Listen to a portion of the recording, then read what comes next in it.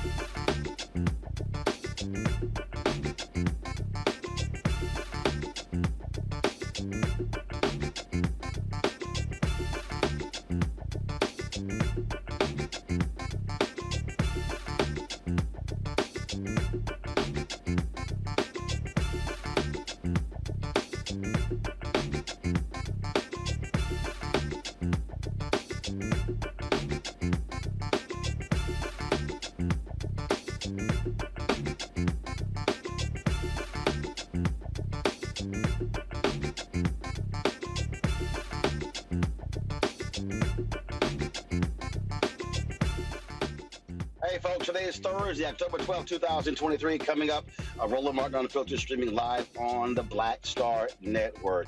The Supreme Court yesterday heard the redistricting case out of South Carolina.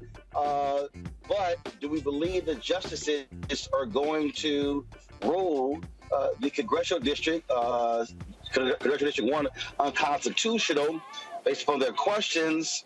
Maybe not. We'll talk about it on today's show.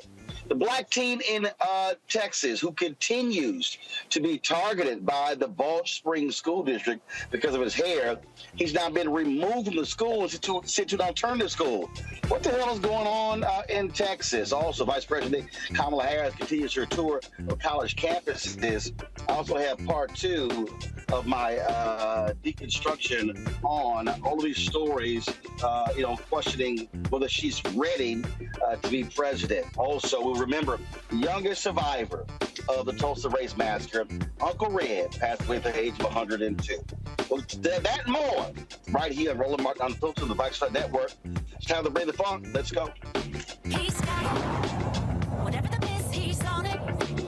Whatever it is, he's got the scoop, the fact, the find. And when it breaks, he's right on time and it's rolling. Best believe he's knowing.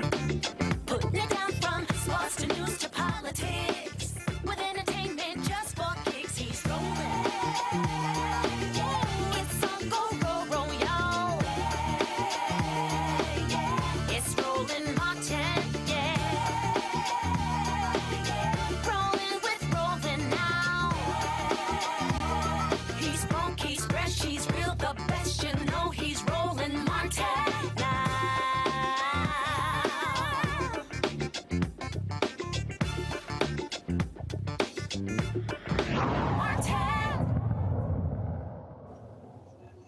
The fight over black voters and white Republicans continues. Yesterday, the Supreme Court heard the case out of South Carolina that dealt with how black voters have been, moved all around, impacting their role in one of the congressional districts there. After the oral arguments were heard, it was led by the NAACP Legal Defense Fund, Taiwan Scott, who was a plaintiff, spoke in front of the court. Taiwan Scott is my name. I'm from Hilton Head Island, South Carolina. I'm the president of the local chapter of National Action Network on Hilton Head. And believe it or not, I met Janae here at a convention in 2016. And I'm so proud that she listened and she answered that call. And I'm here today because of the connection that we've had throughout these years. We need a voice in South Carolina. We need representation in South Carolina. I'm part of the Gullah Geechee Cultural Heritage Corridor, and our lands are threatened. We need an advocate. We need someone who's going to speak up on our historical concerns. And I'm praying and I'm hopeful that this is the beginning of having our voices back. Thank you. Good afternoon. I'm Brenda Murphy, president of the NAACP South Carolina State Conference. And I want to say to you that I'm glad we're here. This has been quite an experience because we live it every day in terms of what's happening in South Carolina. Our voices have been minimized, diminished, and if you look at South Carolina and what's happening throughout the nation, we know that black people are having a very challenging time now in terms of their rights. Not only districts, but all which has a lot major implications in terms of who represents you, but also other challenges that we are faced with and we are dealing with that relate to education. It's all interrelated. Whoever is your representative needs to know what your needs are. They need to be there for you. They need to hear you. And we have not found that to be true in South Carolina. We hope when we get back, hopefully we have a decision on what the outcome will be. And hopefully it will be the right decision that the justices support the district court in terms of what their decision was, and it was the right thing. Those lines need to be redrawn. If it's a true democracy, votes count for every single person, So we need to be represented. I want to thank some folks. First of all, this process has been over 2 years. It didn't just start, okay? We started a coalition in South Carolina, which included ACLU South Carolina, ACLU National, LDF, and we worked together. So when it was time for litigation, we knew what we needed to do or what had to be done, and we had the resources there already that knew what the challenges were. So I want to thank them as well as my NAACP General Counsel representative that's here, Attorney Anthony Ashton. You know, they've been out beside us as well. You know, they are part of this, and they have supported us in terms of moving forward with this movement, I'll call it. But again, thank you, and we're looking to better things in South Carolina. But you know what? If it doesn't happen, we're going to continue to fight forward. Leah Ayton is senior counsel for the NAACP LDF. She argued the case for the Supreme Court. She joins us right now. Leah, glad to have you here. So before I get to my question, is just your assessment as a person standing there having to answer those questions, your assessment of yesterday's oral arguments. I remain optimistic despite the tough questioning. It's a tough issue, the relationship between race and party in our country, but we have a unanimous panel decision and we're defending it. And we believe that the panel was correct on the law and correct on the facts. And as civil rights attorneys, we remain very optimistic and hopeful that we will get justice. When you say a unanimous panel, explain that to the audience. Sure. So this is a challenge to South Carolina's congressional map. There's 7 districts. One district is famously represented by Representative Clyburn, but the district at issue in this case is on the coastal part of South Carolina, anchored in Charleston. And a 3-judge panel, 3 judges, 2 of whom are based in South Carolina and know the law of the land and the facts on the ground, assessed 8 days of trial of evidence, more than 600 exhibits, listened to testimony from about 40 witnesses, some of them live in person, and determined that there was racial discrimination in the design of the coastal Charleston-based district, and determined that map makers moved more than 30,000 Black Charlestonians out of CD1, their home district, and dumped them into the adjacent CD6 that was already serving Black voters as a substantial majority Black district. So that is what I mean by a 3-judge panel. This wasn't 1 judge. This was 3 judges. All of them agreed that there was racial discrimination in this map. And on appeal, there should be a lot of deference by these 9 justices to what those 3 judges did, because it's their job as the trial court to look at the evidence and determine whether it shows a violation of the law or not. Publica did a story stating that Congressman Jim Clyburn tried to protect his district by having more Blacks added to the district. Some have suggested that that is going to play a role in this, but really does it? Because what you're talking about is at the end of the day, it was left up to the South Carolina legislature to actually redraw those lines. And so whether Blacks were added, it doesn't matter because that impacts just the voters. So the law is based upon not what a politician wants or desires, but the impact on the voters. Yeah, it would be a wrong reflection of what actually happened in the legislative process to blame the enacted unconstitutional map on Representative Clyburn. He submitted an amicus brief in the case that detailed his very limited role in the design of Congressional District 1. He was, as any politician would, interested in the design of CD6 that he has represented. And more importantly, the panel of 3 judges determined that the way that the enacted map treated some historic Black areas and precincts in historic neighborhoods did not look like the way that Representative Clyburn had treated those neighborhoods in one of the proposals, a proposal that he offered during the legislative process. So we should be focused on the actual decision makers who were a nonpartisan line drawer for the state. We should be looking at the lead sponsor of the enacted map, and we should be looking at the people in the room who were Senate staffers for the South Carolina legislature, and they elected to predict the political outcome of CD1 using race data, and in so doing, they moved 30,000 Black Charlestonians from their home district. Black Charlestonians work and live in Charleston, but they're now assigned to a district where some of their neighbors are more than 100 miles away. That's not how redistricting is supposed to be done. And just last term, the Supreme Court said that you can have a legitimate interest in diversity, but you can't get there illegitimately. We believe that you can have a legitimate interest in trying to keep yourself in power, but you can never do it on the backs of Black people. And the Constitution has said that and has been interpreted to say that time and time again. And that's why the court should not reverse what the panel did here. So this court here, this John Roberts court, they previously decided that the Supreme Court has no role in partisan gerrymandering. But they have ruled on racial gerrymandering. We saw that in the Alabama case. We're seeing the Louisiana case. You've got trials in Florida, in Georgia. We've seen this happen in North Carolina.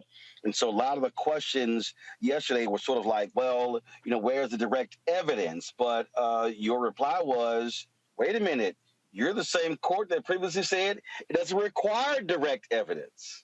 That's exactly right. And more as a practical matter, the panel of judges recognize who admits that they are discriminating in the 21st century would be very rare. And so to hold civil rights plaintiffs up to having to prove through an admission or through some hot document that we stumble upon where people admit what they're trying to do, that would put such an unfair advantage on our ability to prove what the overall evidence shows through circumstantial evidence, which is that race was a better explainer for the design of the lines than partisanship. While partisanship was admittedly part of the decision-making, it was done, once again, on the backs of Black people, and that is prohibited by our Constitution. And this court should not allow or send a message that that's permissible, even in the pursuit of a partisan goal. So this, and again, in looking at this map, so let's say those 30,000 African Americans stayed in the 1st Congressional District. That doesn't make it a Black district, correct? Correct.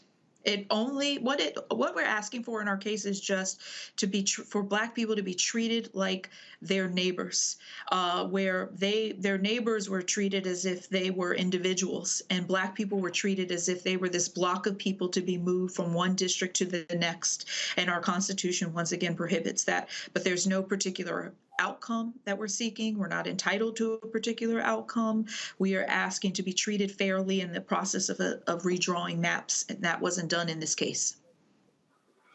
And so what I found to be interesting, this whole idea of the questioning, saying, well, I mean, you can't leave out that this was partisan. And as I listened to it, how I interpreted it, sort of sounded like, well, Leah, I mean, we know those Black people are going to vote Democrat, so clearly this was them moving Democrats and making this more Republican, but the law is clear. It doesn't matter if they're Democratic voters, they're also Black. And you don't know, I mean, you could say, we'll assume how they're going to vote, but that was sort of interesting to me when I heard that little line of question. There are two important things about that. First, the evidence reflects that if they were just worried about removing Democrats from the 1st Congressional District, then you wouldn't have the evidence that we established, which is that Black Democrats were treated differently than white Democrats. They targeted the precincts with the most Black voters in them because they presumed and predicted how they would vote, but they did not target the precincts with white Democrats in it in the same way. That's discrimination, because what's happening there is party is neutral and race is what's different, and they treated Black people differently. The second is that, unfortunately, under our law right now, you could design a district based purely on partisanship, if that's possible to do that. You could use pure partisan data to try to predict how people vote and draw a map where you're only looking at indicators of partisanship. Our Constitution permits that, or at least as our federal court has interpreted right now, that's permissible. But what we proved here is that they were not looking at voting behavior data to assign people. They were looking at race data and assuming how Black people would vote based upon their race. And that has been from the most conservative to the other justices on the Supreme Court, that is not allowed. And that is what we showed the district court, and that's what they unanimously found, which is why this decision should be affirmed. So, and for people who are not familiar with how this works, I mean, obviously this is October, but we may not get a decision from this court until, what, May, June? Or do we expect to get one earlier? Because the reality is their ruling is going to impact whether or not the lines have to be redrawn in time for the primary season next year. South Carolina, the Democrats have moved up the primary. They're now first in the nation.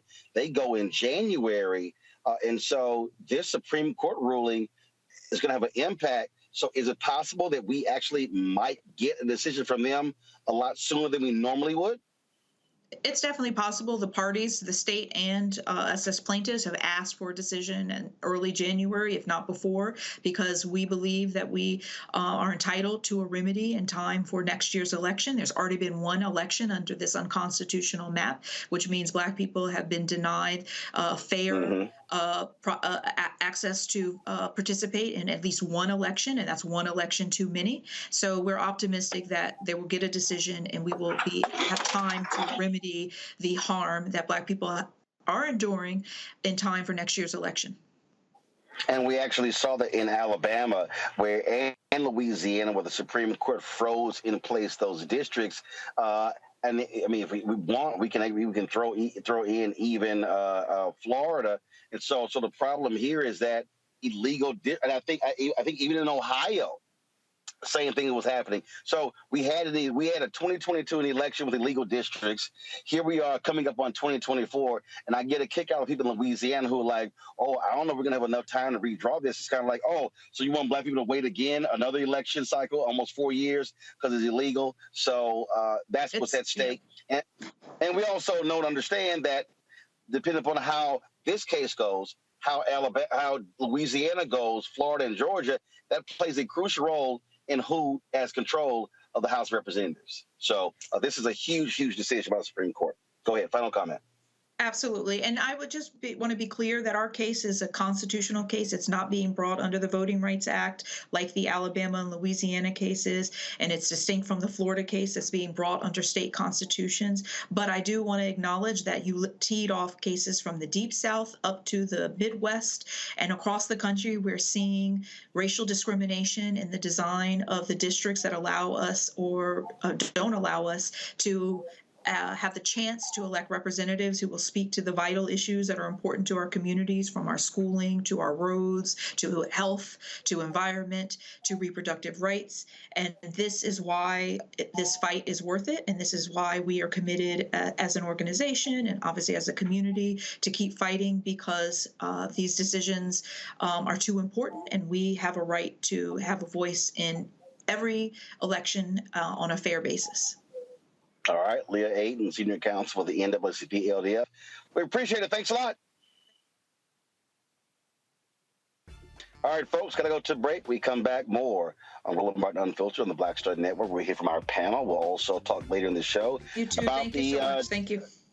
Thank you. But the Texas teen who continues to be targeted by the Balch Springs School District over his hair. Now they're moving him to an alternative school. What the hell is going on there? And the continued attacks on Vice President Kamala Harris, frankly, it has gotten to the silly season. And wait till I show you this New York Times story, them commenting on the previous New York Times story done a couple days ago, and it's still playing the same silly little game. We'll break all of that down. You're watching the Black Star Network. I'll be back in a moment.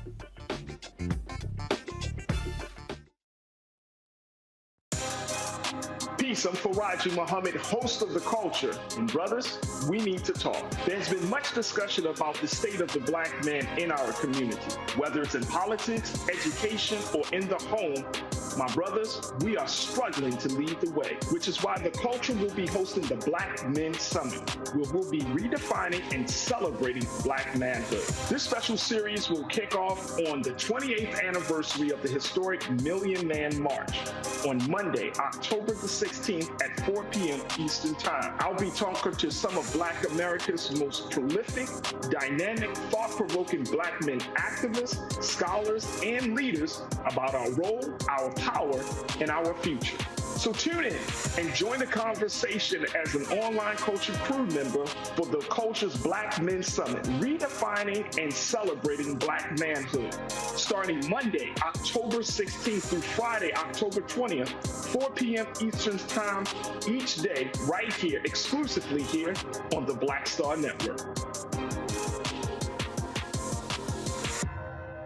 On a next A Balanced Life with me, Dr. Jackie, we meet Ricky Fairley. She was given a death sentence by her doctor 11 years ago.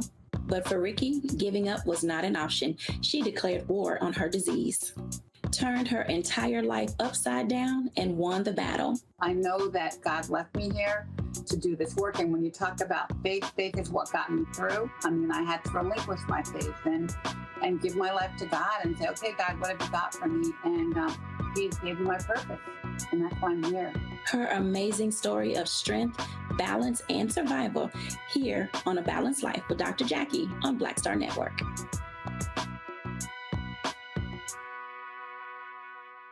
On the next Get Wealthy with me, Deborah Owens, America's Wealth Coach, you're going to learn about the silver tsunami, which means that 1 million people are turning 65 every day, and they're going to need some kind of care.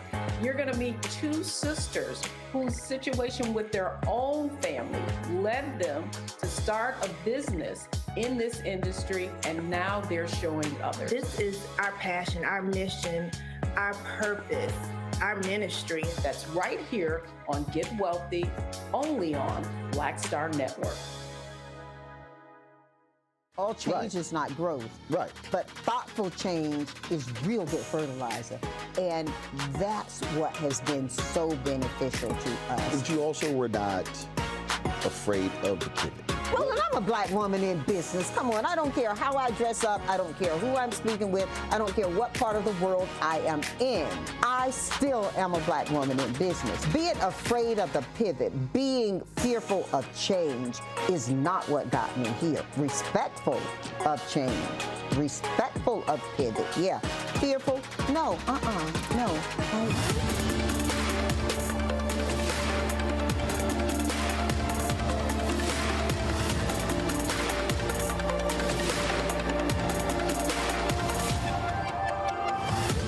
When you talk about blackness and what happens in Black culture, we're about covering these things that matter to us, speaking to our issues and concerns. This is a genuine people-powered movement. There's a lot of stuff that we're not getting. You get it, and you spread the word. We wish to plead our own cause. Too long have others spoken for us. We cannot tell our own story if we can't pay for it. This is about covering us. Invest in Black-owned media. Your dollars matter. We don't have to keep asking them to cover our stuff. So please support us in what we do, folks. We want to hit 2,000 people, $50 this month, raise $100,000. We're behind $100,000, so we want to hit that. Y'all money makes this possible. Checks and money orders go to P.O. Box 57196, Washington, D.C. 20037-0196. The Cash App is $RM Unfiltered. PayPal is R Martin Unfiltered. Venmo is RM Unfiltered. Zelle is Roland at RolandSMartin.com. Hatred on the streets, a horrific scene, a white nationalist rally that descended into deadly violence. White people are losing their damn minds. As an angry pro-Trump mob storms the U.S. Capitol, we're about to see the rise of what I call white minority resistance. We have seen white folks in this country who simply cannot tolerate Black folks voting. I think what we're seeing is the inevitable result of violent denial. This is part of American history. Every time that people of color have made progress, whether real or symbolic, there has been what Carol Anderson at Emory University calls white rage as a background. backlash. This is the rise of the Proud Boys and the Boogaloo Boys. America, there's going to be more of this. Here's all the Proud Boys, guys. This country is getting increasingly racist in its behaviors and its attitudes because of the fear of white people. The fear that they're taking our jobs, they're taking our resources, they're taking our women. This is white fear.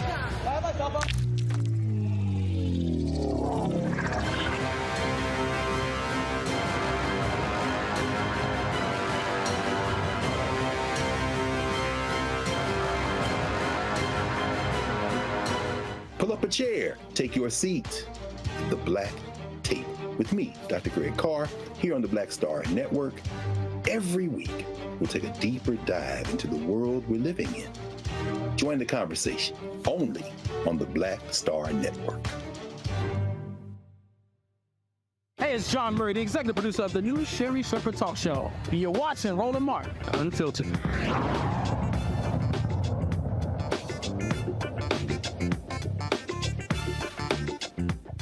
All right, folks, time to introduce our panel for today. Greg Carr, Department of Afro-American Studies, Howard University, celebrating his 23rd year there. Glad to have Greg on the show. Lauren Victoria Burke, Black Press USA, coming to us out of Arlington, Virginia. Mignon Ga, Department of African American Studies, Virginia Commonwealth University. Glad to have her here as well with her Time Life Operator headset on. All right, let's get right to it. First off, I'm gonna start with you, Greg, and that is this here. If anybody who listened to the questioning, Supreme Court Justice John Roberts has been doing all he can. He's probably not as hardcore as Clarence Thomas when it comes to the Voting Rights Act, but he's damn close. And they were really trying to find some way to sort of split the hairs to say, nah, this really wasn't racial gerrymandering. It really was partisan. And they've already ruled, hey, we ain't got to say so in partisan gerrymandering. And so they were trying to find a way to get to that conclusion in the questioning. Agree, disagree? Yeah, no, absolutely. And you know, Attorney Aiden laid it out. And when you listen to the oral arguments, Ketanji Brown Jackson brought this up over and over again, and she was joined by Sotomayor and Justices Sotomayor and Kagan. There's a clear error standard at play here, meaning that it is not the job of the Supreme Court in this instance to scrutinize the fact pattern, to ask for things like Roberts and them asked for, Alito and Gorsuch, like, well, where's the alternative map? There was no legal requirement for the other side to provide a map. Their only role in this is why the clear error standard is in place, is to determine whether or not the lower court, the district court, overreached. That's all. In other words, it's a high standard, and they acknowledge that. So if they're going to retry the case, which is what Brown Jackson, KBJ, was saying, they have overstepped the boundaries. The second issue, which is what Clarence Thomas asked about in orals today, was, if we do decide that this was a political gerrymandering, what about the idea, as Attorney Aiden said, that they moved black Democrats instead of white Democrats? And then the attorney argued, well, you should return that to the lower court to decide. But the point is clear, as you said, Roland. They're trying to interfere. And they're going to use the idea that you can't disentangle race from politics to do it. And Mignon, what I found to be just really interesting is when you, I love these conservatives who say we're tired of legislating from the bench. That's what this court has been doing. I mean, you look at the Dobbs decision. The fact of the matter is, the Mississippi case, they brought that case. They were not asking to overturn Roe v. Wade. This court decided to go further than what the case was presented before them. This is what this six conservative majority Supreme Court, this is what they've been doing. Right.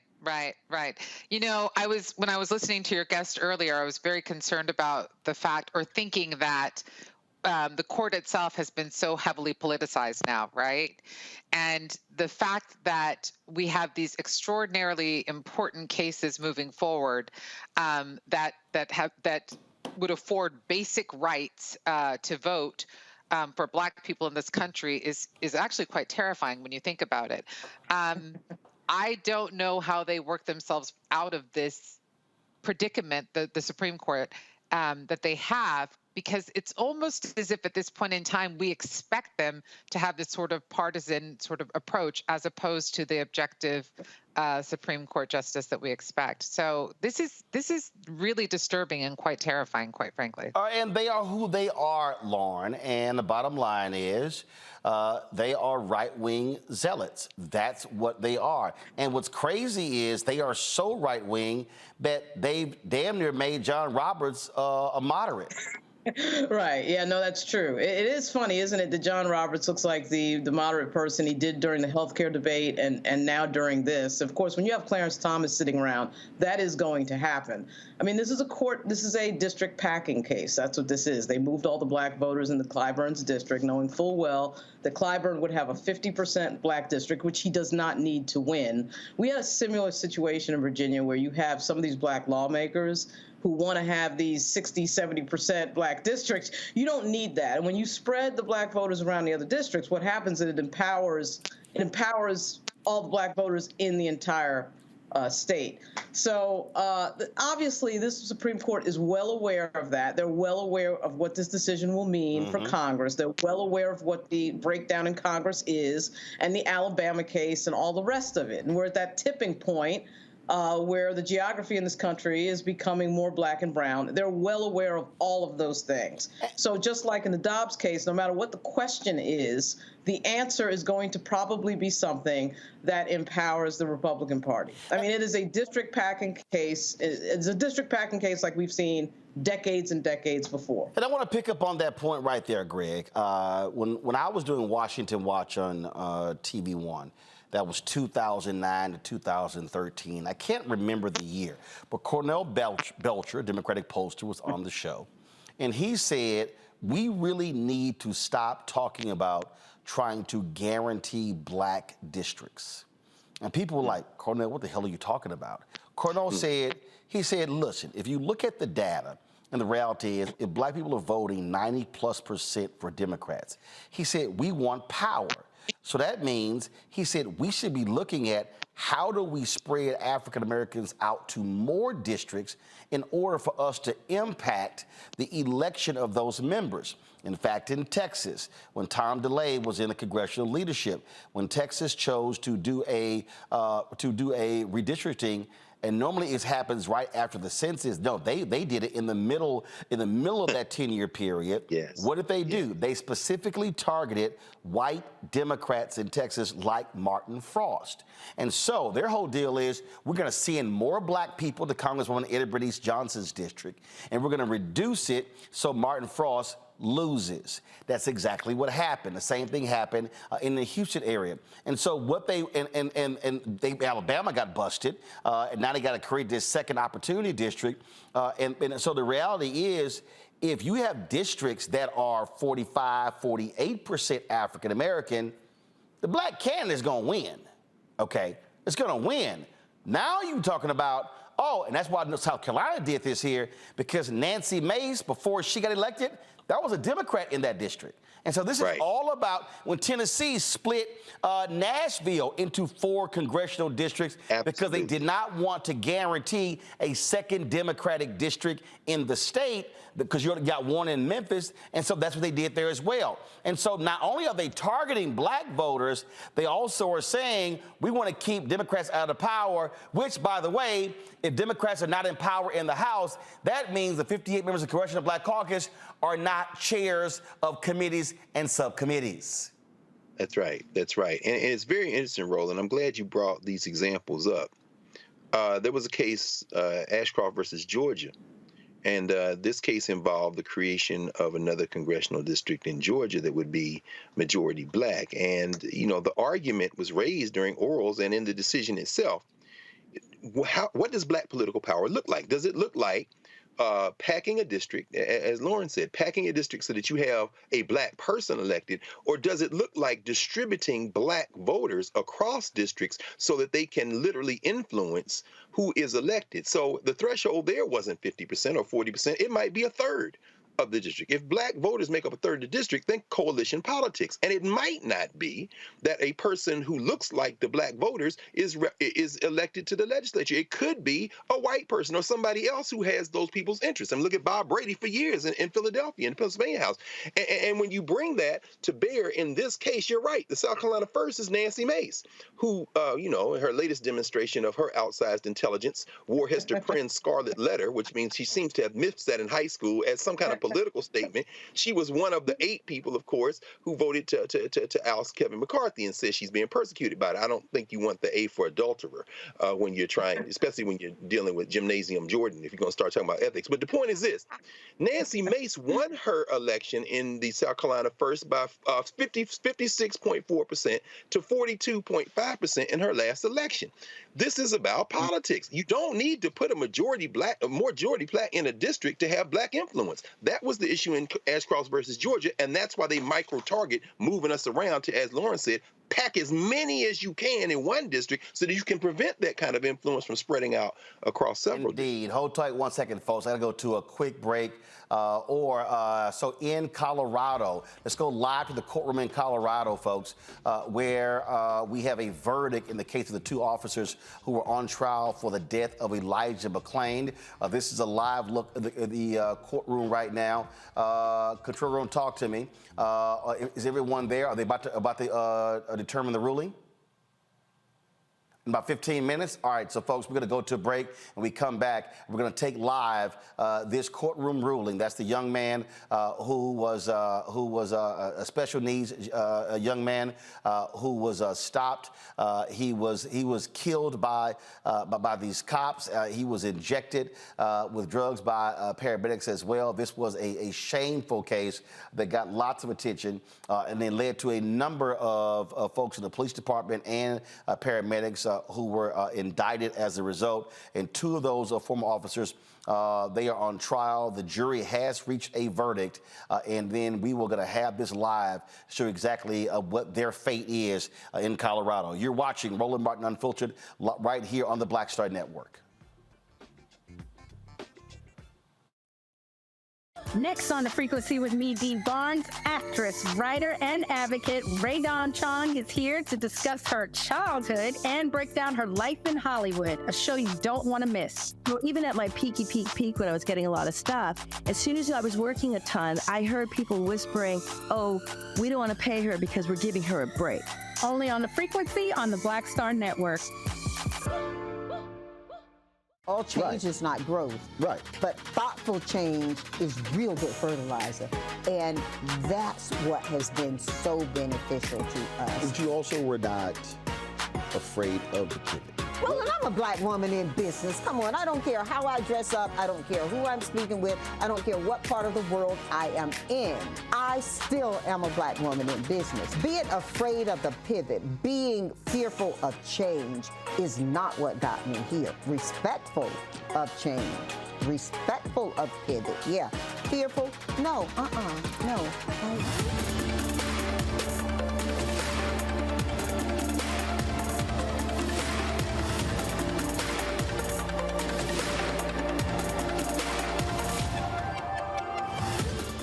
On a next, A Balanced Life with me, Dr. Jackie, we meet Ricky Fairley. She was given a death sentence by her doctor 11 years ago. But for Ricky, giving up was not an option. She declared war on her disease, turned her entire life upside down, and won the battle. I know that God left me here to do this work. And when you talk about faith, faith is what got me through. I mean, I had to relinquish my faith and give my life to God and say, okay, God, what have you got for me? And He gave me my purpose. And that's why I'm here. Her amazing story of strength, balance, and survival here on A Balanced Life with Dr. Jackie on Black Star Network.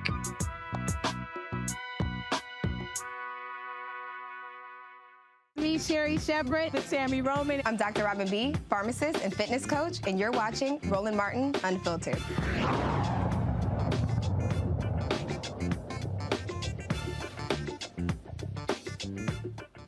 All right, folks, welcome back to Roland Martin right here on Roland Martin Unfiltered right here on the Black Star Network.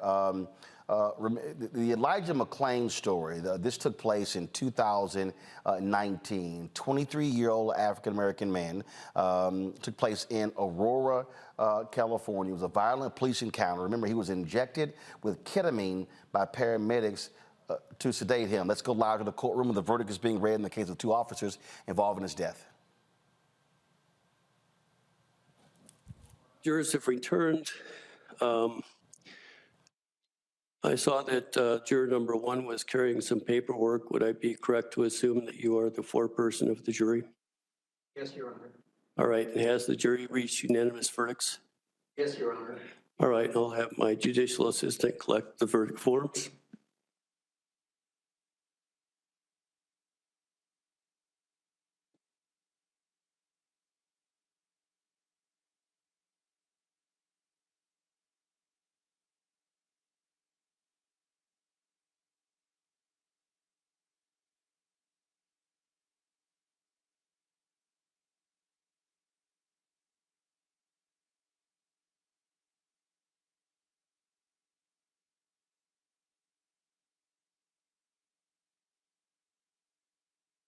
All right, the court has reviewed the verdict forms, presumably signed by the foreperson. The first jury verdict, 21 CR 2782, people of the state of Colorado.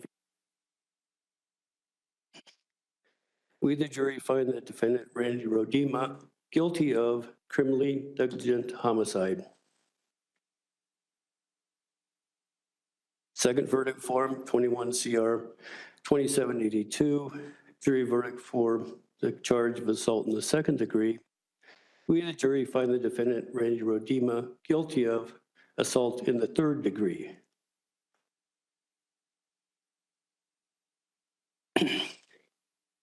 Next verdict reads as follows, 21 CR 2788, jury verdict, charge of manslaughter, reckless.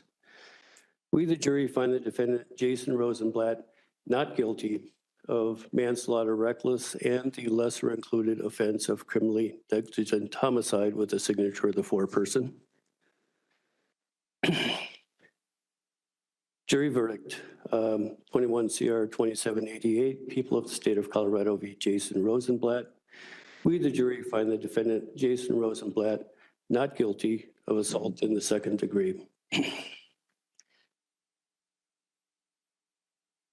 Do any of the parties wish to have the jurors polled?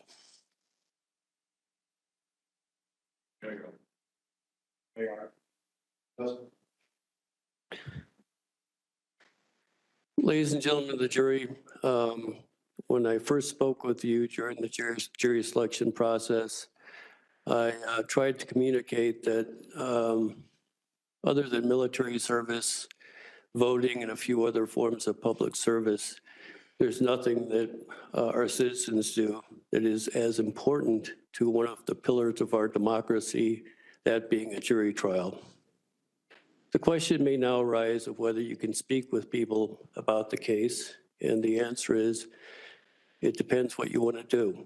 You can talk to people as much as you want to, but if somebody wants to speak with you about it and you're not comfortable doing so, you certainly don't have to, and actually you should report it to the court if somebody persists in speaking to you over your objection.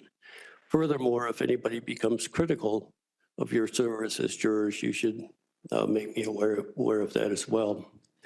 I'm going to have Ms. Moore take you folks back in the jury room for just a few moments, or perhaps Ms. Emily.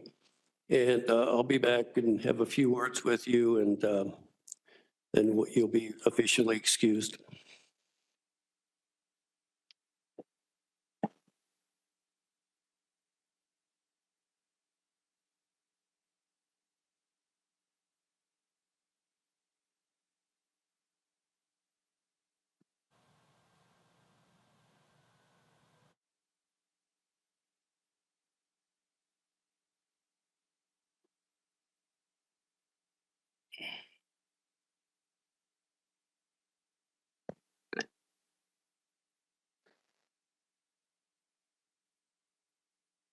All right. Need her back in. Need this more back in the courtroom. With respect to case number 21 CR 2788, People v. Jason Rosenblatt, any bonds or holds are released in this matter. Thank you. I assume you did. You may.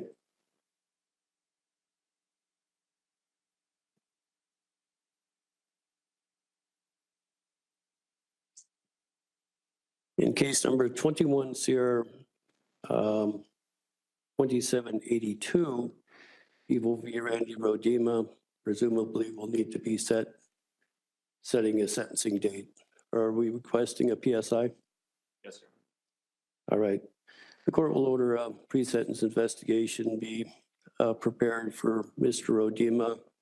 I'm not sure if you have a consent of surety, but if you don't, I'll need it to be uploaded or faxed in by noon tomorrow.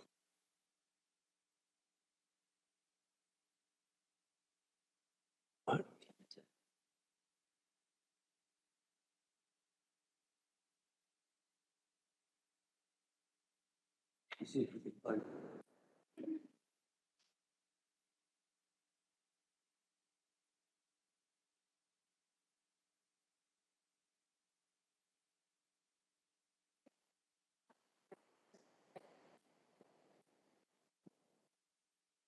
What'd you say?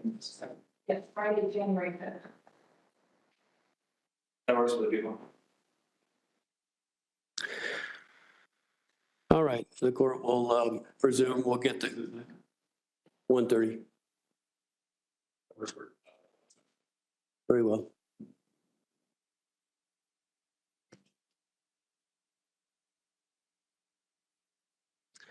Anything further?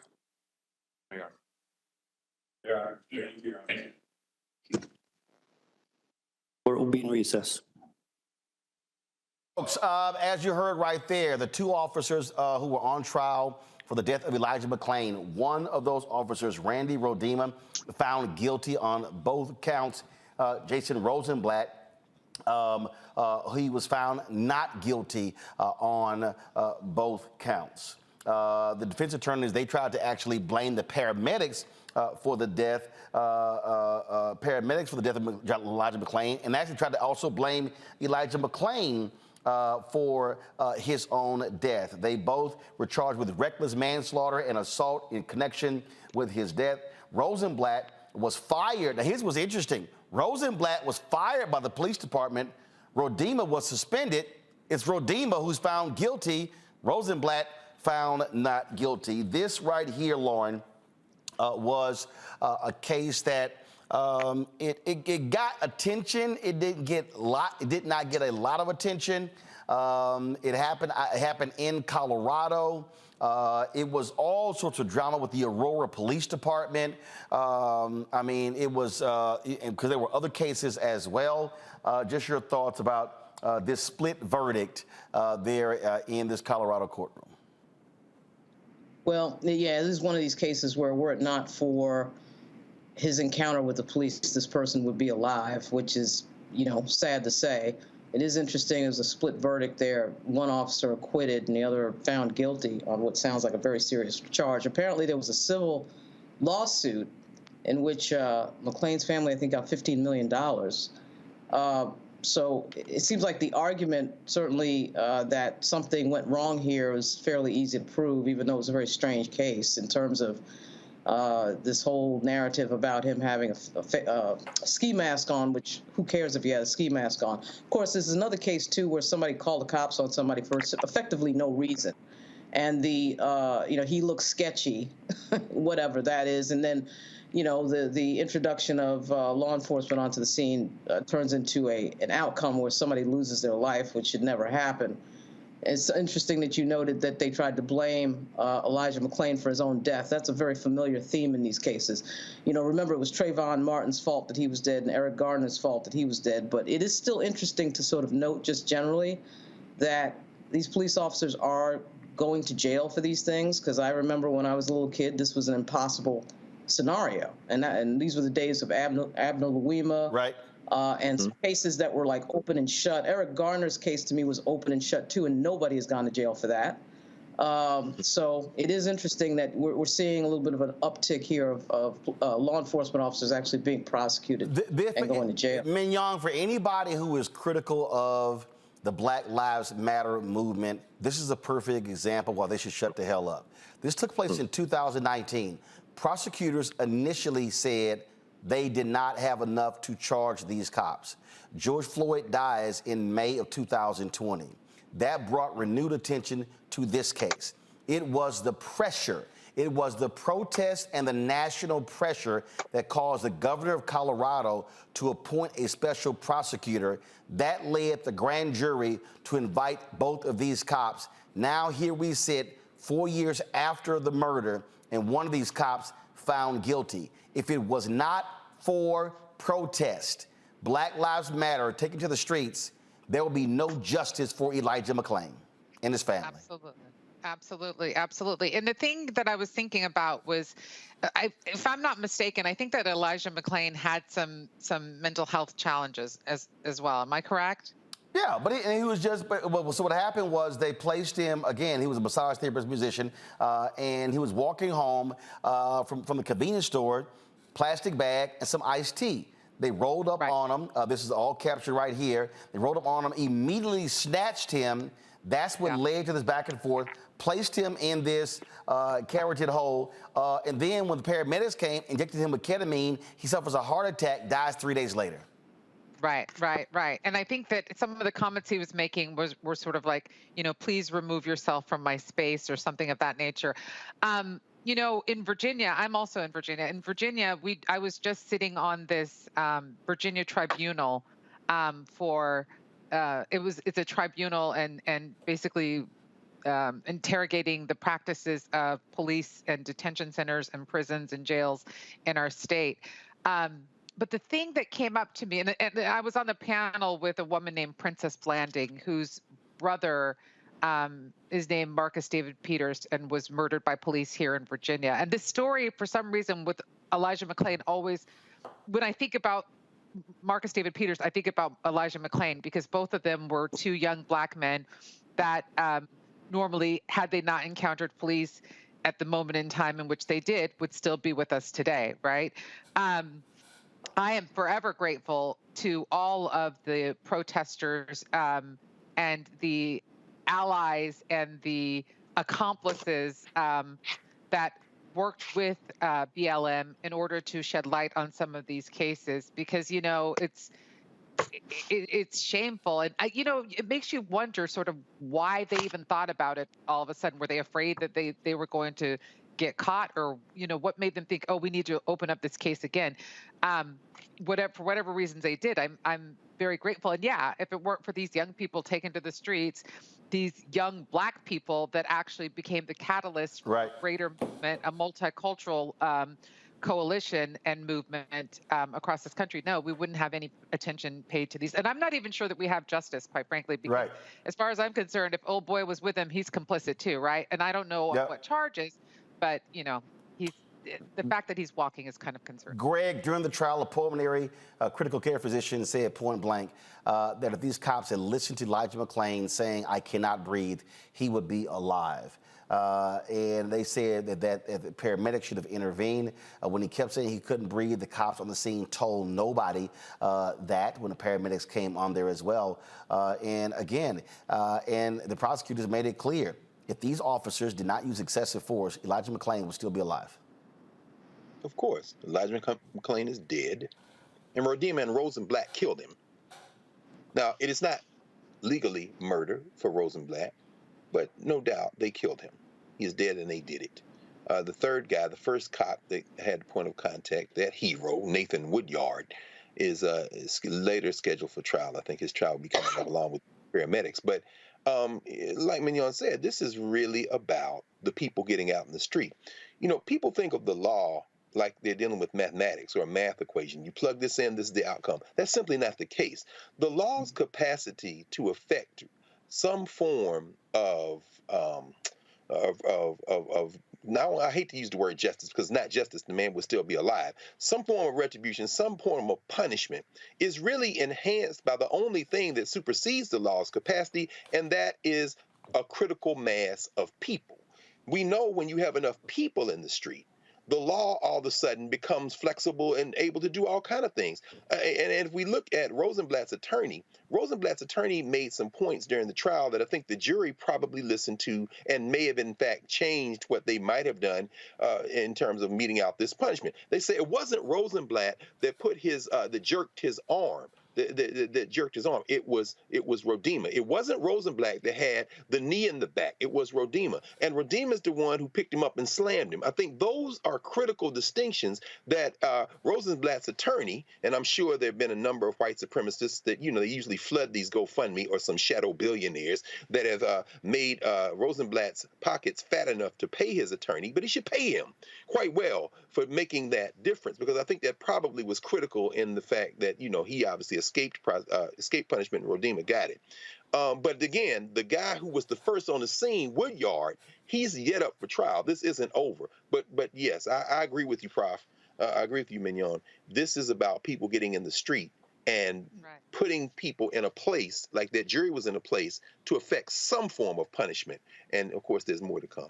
Yep.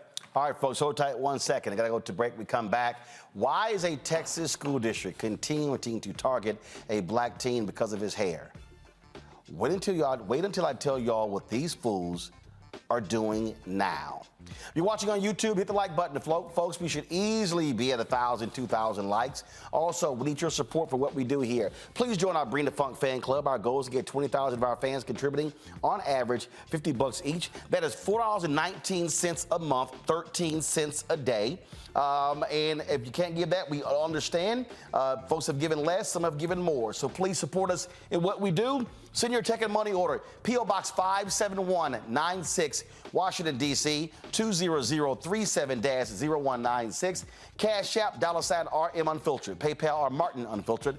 Venmo is RM Unfiltered. Zelle, Roland at RolandSMartin.com. Roland at RolandMartinUnfiltered.com. And, of course, support us by getting my book, White Fear, How the Browning of America is Making White Folks Lose Their Minds. Available at bookstores nationwide. Get the audio version on Audible. We'll be right back. Pull up a chair. Take your seat. The Black Tape. With me, Dr. Greg Carr, here on the Black Star Network. Every week, we'll take a deeper dive into the world we're living in. Join the conversation only on the Black Star Network. Peace, I'm Faraji Muhammad, host of The Culture. And brothers, we need to talk. There's been much discussion about the state of the black man in our community, whether it's in politics, education, or in the home. My brothers, we are struggling to lead the way, which is why The Culture will be hosting the Black Men Summit, where we'll be redefining and celebrating black manhood. This special series will kick off on the 28th anniversary of the historic Million Man March on Monday, October the 16th at 4 p.m. Eastern Time. I'll be talking to some of Black America's most prolific, dynamic, thought-provoking black men activists, scholars, and leaders about our role, our power, and our future. So tune in and join the conversation as an online culture crew member for the Culture's Black Men Summit, redefining and celebrating black manhood. Starting Monday, October 16th through Friday, October 20th, 4 p.m. Eastern Time each day, right here, exclusively here on the Black Star Network.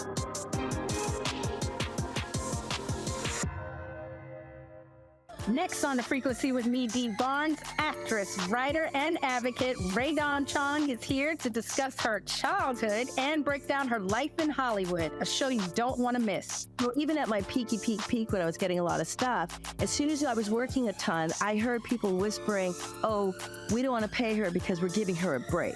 Only on The Frequency on the Black Star Network. On the next Get Wealthy with me, Deborah Owens, America's Wealth Coach, you're going to learn about the silver tsunami. which means that 1 million people are turning 65 every day, and they're going to need some kind of care.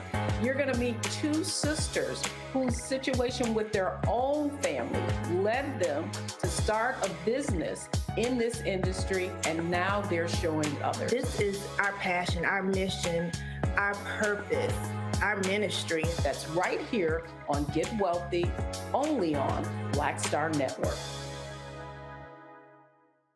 I am Tommy Davidson. I play Oscar on Proud Family, Louder and Prouder. Right now, I'm rolling with Roland Martin, unfiltered, uncut, unplugged, and undamn believable. You hear me?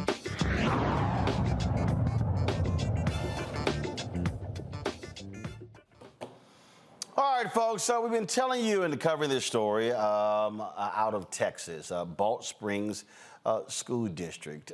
They suspended this young man over his hair, saying that they have rules. The hair should not be past the ears. Here's the problem. He does not wear his locks down. He actually wears them up. Well, guess what? That's unsatisfactory for the school district. And so has had in-school suspension.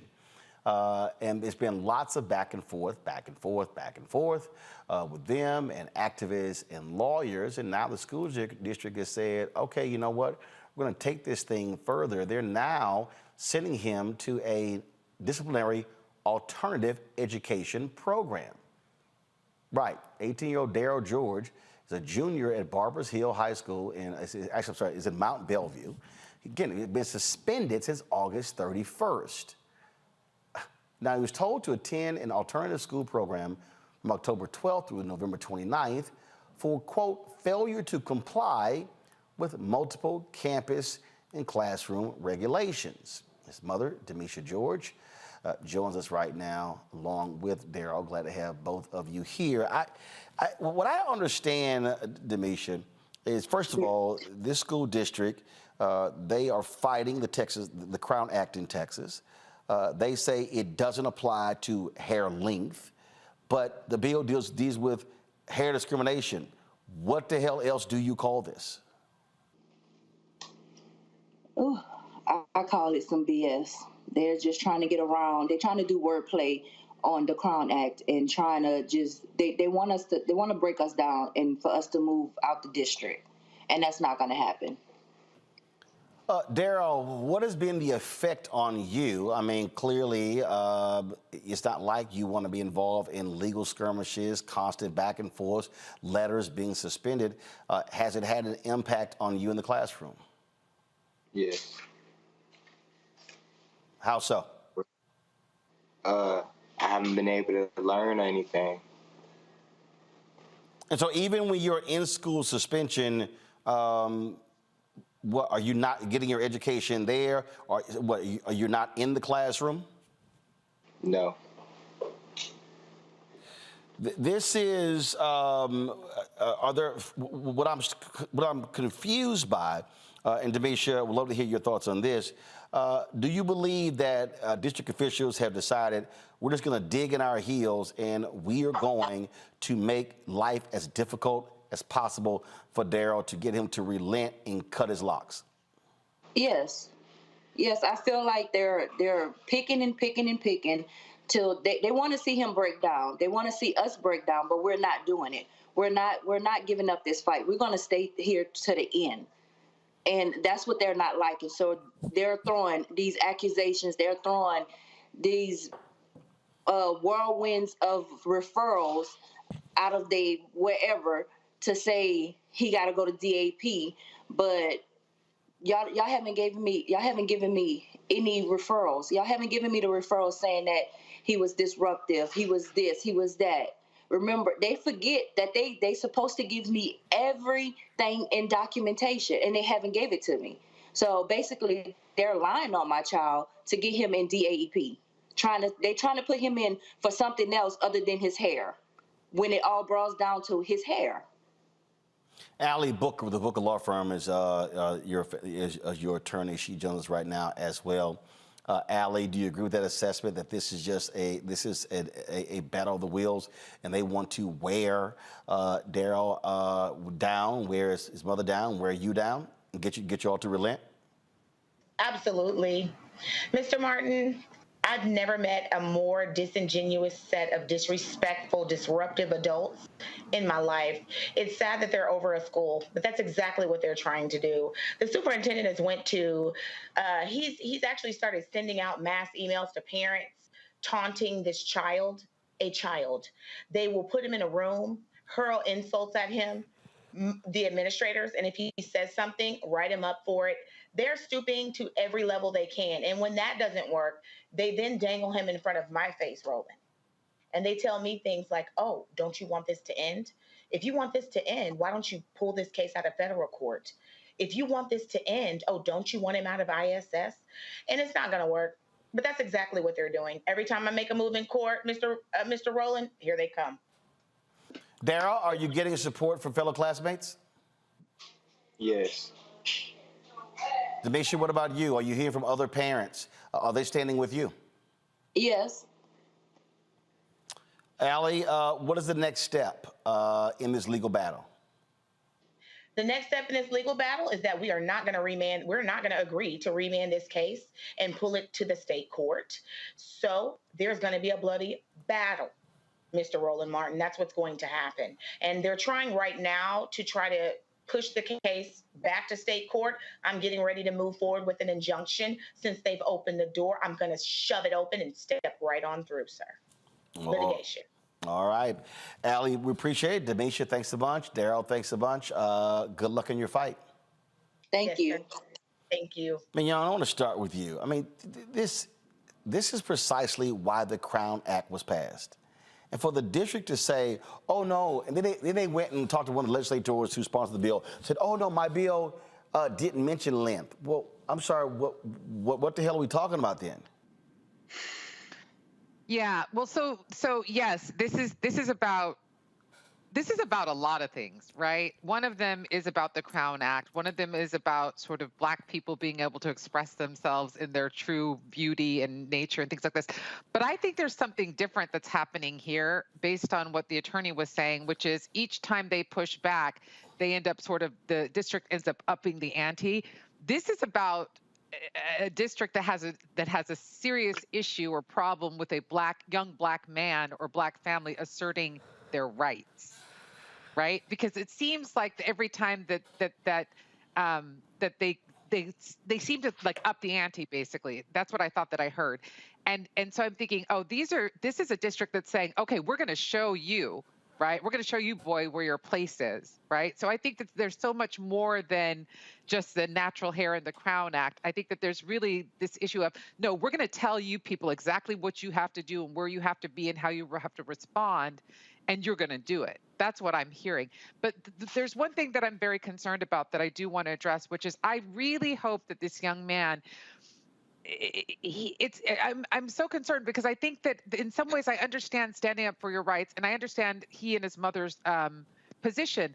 I'm concerned about the amount of time that he's losing in school and in education, right? And I hope that the community is able to stand with him and to make sure that that's supplemented in some ways when he's not in detention or when he's not in this other space, because I'm really concerned about what he's losing out in terms of his time being educated, quite frankly. You know, I totally understand that point, Greg. As an educator, I get it. But here's what I also realize, that we've seen numerous stories like this. And unless somebody decides to stand up and say, we're not going to sit here and keep this up, they're going to target other kids. We saw, remember a couple of years ago, the black kid who was wrestling, who was on his way to winning, and the referee literally said, if you do not cut his hair right now, he's going to have to forfeit this match. I mean, it's that sort of thing. And what did they do? They actually cut the kid's hair, and it was shocking. It was stunning, and it was shameful. And this is what I want to know. And again, you're a professor, Mignon's professor. What the hell does the length of hair have to do with getting an education? Well, Roland, you know, as Mignon said, I mean, this is warfare.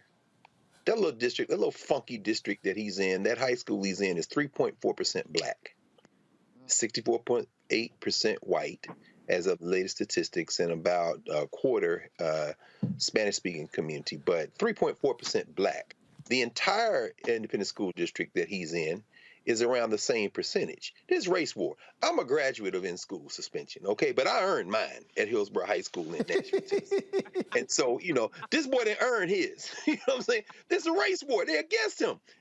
And when you read the actual legislation, when it says in this section, protective hairstyle includes braids, locks, and twists, and it includes the words grooming, the point you made at the very beginning, Roland, the point you made at the very beginning wipes out any ambiguity. This young man wears his hair up. That fits under grooming. So even if you had a problem with the length, what the hell are you talking about? Potential length? Let's be deadly clear about this. They're not only going to lose, they're going to pay out some money. Lauren? Yeah, I mean, I'm not clear on what the disposition of the legal case is, but what they just did was retaliatory. I'm not sure whether they're in federal court or state court, but it seems to me that not only do they have a huge case for discrimination, but they just had a moment with clear retaliation against him. It's not about the length of hair. This is about dominance. It's about control. It's about assimilation. It's about you have to do what you're told. This has been going on for 400 years. I mean, there's nothing new here other than the fact that there's a new creative idiot way to annoy somebody who's a member of a minority group that, of course, historically has been in so many ways dehumanized. I mean, there's nothing wrong with his hair. He looked fine. This is all ridiculous. The very questioning of it or the very discussion around there's something's wrong with his hair is a bunch of nonsense. And that's the, of course, narrative that they have set up in their head. But I'm shocked that this is a multi-million-dollar lawsuit, it seems to me, and they just pulled a major act of retaliation against him that is added to any legal involvement that should be happening here. It's fairly clear. It's going to be interesting to see what the final outcome is. But this is absolutely about trying to get him and his family to relent. That's what it is. It is to bring him to his knees. In fact, I dare say this is this school district trying to say, Toby. Yes, sir. That's what they're saying. They are trying to make Daryl and his mama and the lawyer say Toby. That's why they got to keep saying Kunta. All right, folks, got to go to a break. We come back. More on Roland Martin Unfiltered right here on the Black Star Network. Mignon is cracking and laughing. That's what happens when you get a black show, Mignon. You ain't going to hear this on MSNBC, CNN, or Fox, or ABC, or CBS. They only know what the hell that reference is. All right, I'll be back in a moment. Hatred on the streets, a horrific scene, a white nationalist rally that descended into deadly violence. White people are losing their damn minds. As an angry pro-Trump mob storms the U.S. Capitol, we've seen shooting. We're about to see the rise of what I call white minority resistance. We have seen white folks in this country who simply cannot tolerate black folks voting. I think what we're seeing is the inevitable result of violent denial. This is part of American history. Every time that people of color have made progress, whether real or symbolic, there has been what Carol Anderson at Emory University calls white rage as a backlash. This is the rise of the Proud Boys and the Boogaloo Boys. America, there's going to be more of this. Here's all the Proud Boys, guys. This country is getting increasingly racist in its behaviors and its attitudes because of the fear of white people. The fear that they're taking our jobs, they're taking our resources, they're taking our women. This is white fear.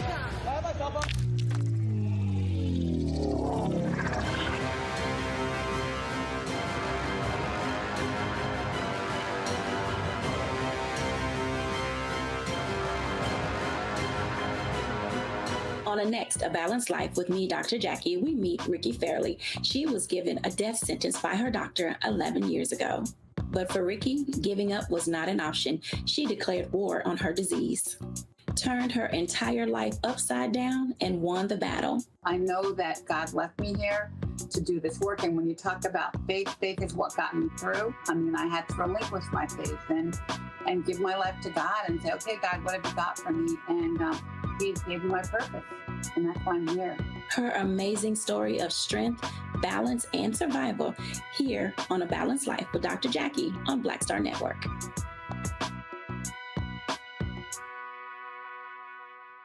Farquhar, executive producer of Proud Family. Bruce Smith, creator and executive producer of The Proud Family, Louder and Prouder. And you're watching Roland Martin Unfiltered.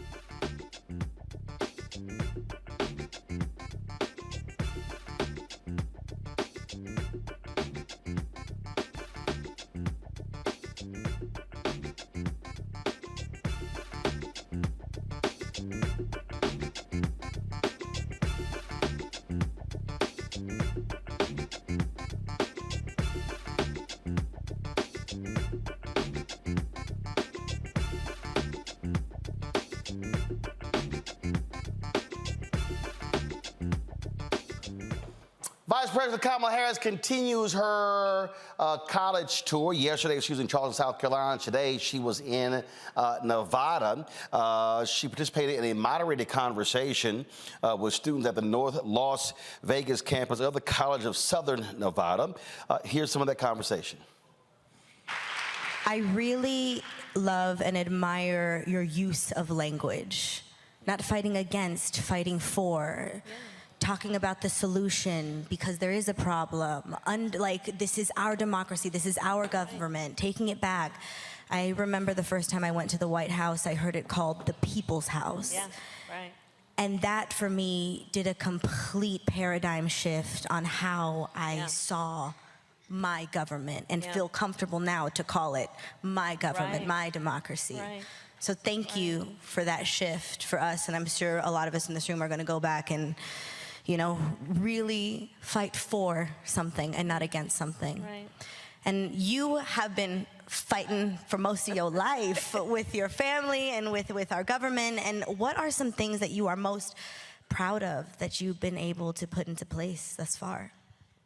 Well, one of the things that we, again, because people voted, again, I'm going to ask to raise hands. Who here has a family member who has diabetes? Look around the room. Okay. How many years we've been hearing the stories, in particular of our seniors, who have had to make a terrible choice about whether they could either afford their insulin, taking it at the prescription a doctor gave them, versus paying their rent or being able to buy enough food to eat. So many, for years and years and years. One of the great accomplishments that we have made is we have now capped the cost of insulin at $35 a month for seniors. It's huge. It's huge, especially when you know how many, in communities of color, immigrant communities, the high rate of diabetes that exists, and how this is going to be a game changer for our seniors. Mm-hmm. I'm proud of that. I'm proud of the work that we are continuing to do to fight for student loan forgiveness. We still have more to do. But we know that we have a lot of students who, for example, are Pell Grant recipients, and what we're doing to increase that grant, but also to bring down, we tried to do it so that Pell Grant recipients would get $20,000 of loan forgiveness. The court undid what we did, but we're still fighting, and so we've been dealing with debt relief. But that's something I'm very proud of. And then there's the work that we are doing on climate. You all have only known the climate crisis. I mean, here in Nevada, they call it whiplash in terms of weather experiences, right? Either there's a drought or there's a flood, right? So it's like whiplash weather, right? And or I've been, and I'm sure many here have been to Lake Mead. We talk about the bath ring, because of how quickly the water receded in Lake Mead. And so it is a big issue. And what we have been doing on this is saying that, one, stop the denial, of which there was a whole lot. We are saying that we're very clear: extreme weather, which causes extraordinary damage, which is damage not only in particular to low-income communities who have a very difficult time recovering, but also just damage that is to this beautiful earth that we are blessed to live on. But extreme weather connected to greenhouse gas emissions. Greenhouse gas emissions connected to human behaviors. It's kind of a no-brainer. And so what we are doing is saying that we need to reduce greenhouse gas emissions. We need to invest in renewable energy. We need to invest in a clean energy economy. Things like solar paneling, wind turbines, electric vehicles, the work that we can do to actually bring down the harm that we are doing to this planet. And I'm very excited about that work, and I'm very proud of that work. Our administration has invested, and this has been a total game changer. In the time we have been in office, we are now on track to invest $1 trillion in addressing the climate crisis around adaptation and resilience and investing in a clean energy economy. Wow. Wow. And I will tell you, we are making a particular effort to also acknowledge that while the climate crisis impacts everyone, it does not do so equally. Because when you look at how the effects are on low-income communities, in communities that have been historically low income, and the damage to communities that they cannot recover from, it's pretty significant. And so we are paying attention to what we are doing with those resources. But again, I will also say, like we talked about voting and so many of these other issues, there is what we must do and where we must go with a sense of urgency. But also understand, there are folks out there who are trying to get in the way of the progress. Understand that when we're looking at big oil and what they've historically done in trying to first push the denial narrative and then slow down the progress, and saying, oh, it's going to be too difficult to transition so quickly into a clean energy economy. The same kind of people who will say, oh, it's going to be so difficult for any of us to do what we do. Yep. Those kinds of people who will say, oh, nobody like you has ever done this before, so maybe it's not possible. It's possible. And so it's possible. It's possible. And we did it, Joe. On the issue of the climate crisis, it is very doable, and we are seeing the progress that we can make. Now here's Vice President Kamala Harris talking about policies and issues and things along those lines. And so last night, y'all heard me on this show break down these constant stories. Oh my goodness, Kamala Harris is the problem. Kamala Harris is in trouble. Why is she on the ticket? You got these folk at the Washington Post sitting here writing stories, trying to make the argument why she needs to be replaced on the ticket by Biden and all this bullshit. And I had somebody in the YouTube channel telling me, Roland, you shouldn't be saying that. Well, you can kiss my ass. This is some bullshit. Then the New York Times today came back with more bullshit. Go to my iPad, Henry. Look at this. Kamala Harris's biggest challenge. The vice president seems to be unwilling to help voters understand what she believes. So let's go on through it. This David Leonhardt. Okay, and so he goes. As part of his reporting on Vice President Kamala Harris for a story in Times Magazine, my colleague, Steve Herndon, is a black, had a revealing conversation with Jamal Simmons, a former Harris aide, blah, blah, blah, blah, blah, blah, blah. To get elected to these positions, lawyers usually do not need to lay out a broad vision of society in the way that governors or members of Congress do. Prosecutors tend to focus on specific policies, while other politicians focus on reflecting and shaping the zeitgeist. Quote, often in the White House, national leaders have to base their arguments on emotion and gut, and as a prosecutor, that's not the job, okay? So David Leonhardt goes on, blah, blah, blah. And then he goes, but Harris still struggles with what George H.W. Bush, one of her predecessors in the vice presidency, once inartfully called the vision thing. And so he goes on, she often speaks in platitudes that creates grist for mocking Fox News videos, blah, blah, blah, blah. And then, in some ways, Harris's much discussed political problems are simply part of political truism. The vice presidency can be a miserable job, blah, blah, blah, blah, blah. And we're going on, and we're talking about Pence and Gore and Mondale and all the people, you know, we can keep going on and on and on, and blah, blah, blah, blah. But then they go, yet Harris is not a typical vice president. She's the first woman, black person, and Asian American person to hold the job, and she also serves along the nation's oldest president. Okay, then they go on and on and on with more BS. Then it's like, oh yeah, she does face discrimination, blah, blah, blah, blah, blah, blah, blah. And then she spoke dismissively to us Steed about lovely speeches and fancy speeches, contrasting them with her emphasis on actually doing the work. And then he cites this article in The Atlantic, blah, blah, blah, blah, blah, blah. Now, this is where, right here, why this is bullshit. Harris has several options for doing so. She could, as most, I want y'all to see this stupid line. She could, as most eventual presidents do, signal to swing voters that she is more moderate than her party. Then it goes on, who is she and what does she believe? Even Democrats who want to like her often aren't sure. And then it goes on and on and on, on and on and on. Harris has made it very far in politics without quite having done so. Her chances of taking the final step would significantly increase if she tried to beat voters where they were. Okay, this is again to go. Okay, here you go. Now,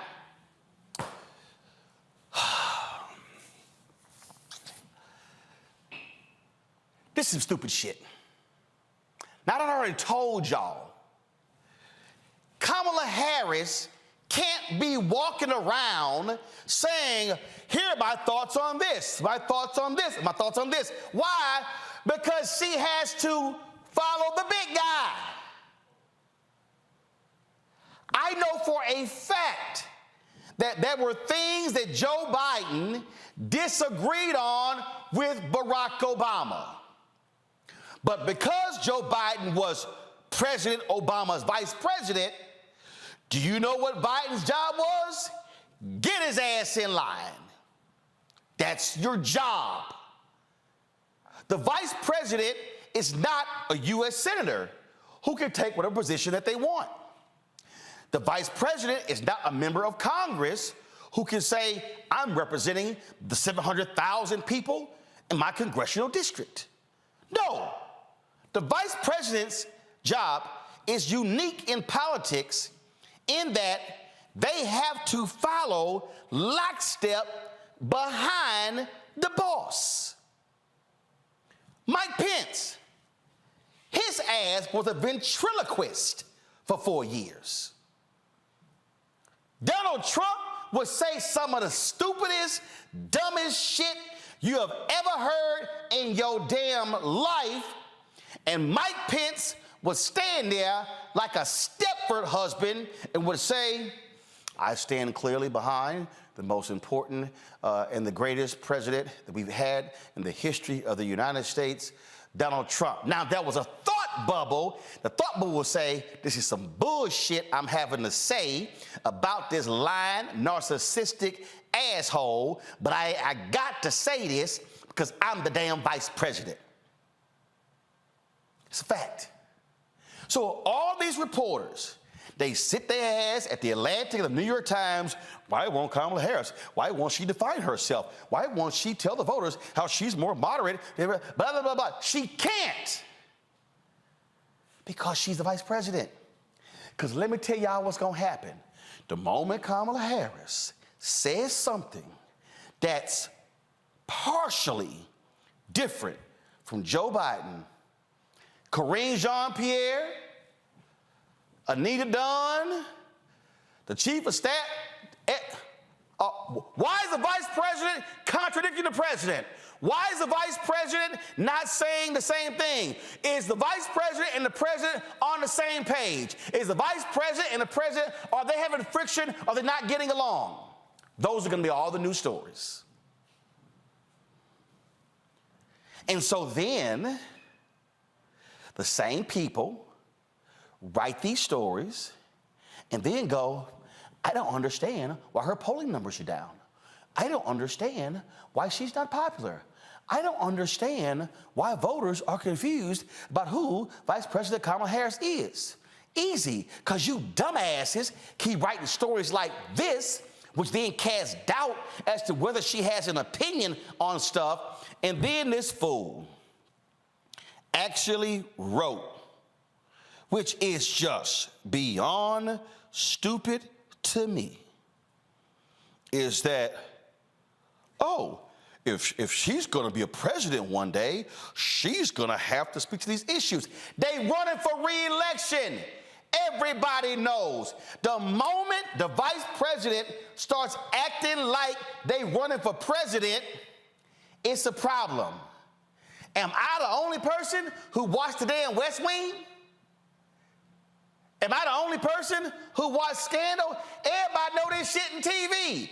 You cannot have a VP running around trying to change positions. Guess when the VP can do that? About 6 months before the election.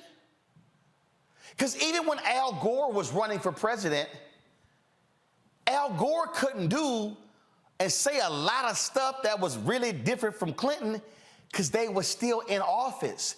They were still governing. They were still, and Clinton was still the president. So I'm unpacking all of this so y'all watching can understand how idiotic members of the mainstream white media are when they craft these stories and they craft a narrative, and then what they do is they create a narrative and then question Harris about the narrative that they've created, and then they want her and her staff to somehow recalibrate to create a new narrative from a narrative that they created. When it's basic and simple. When you're the leader, if I'm the boss and your ass and your job is dependent upon me, your opinion is a private opinion. You get to say privately, up to a certain point, how you feel. But the moment we walk out that door, I expect your ass to be right here. Do you know who knows that? Football coaches, basketball coaches.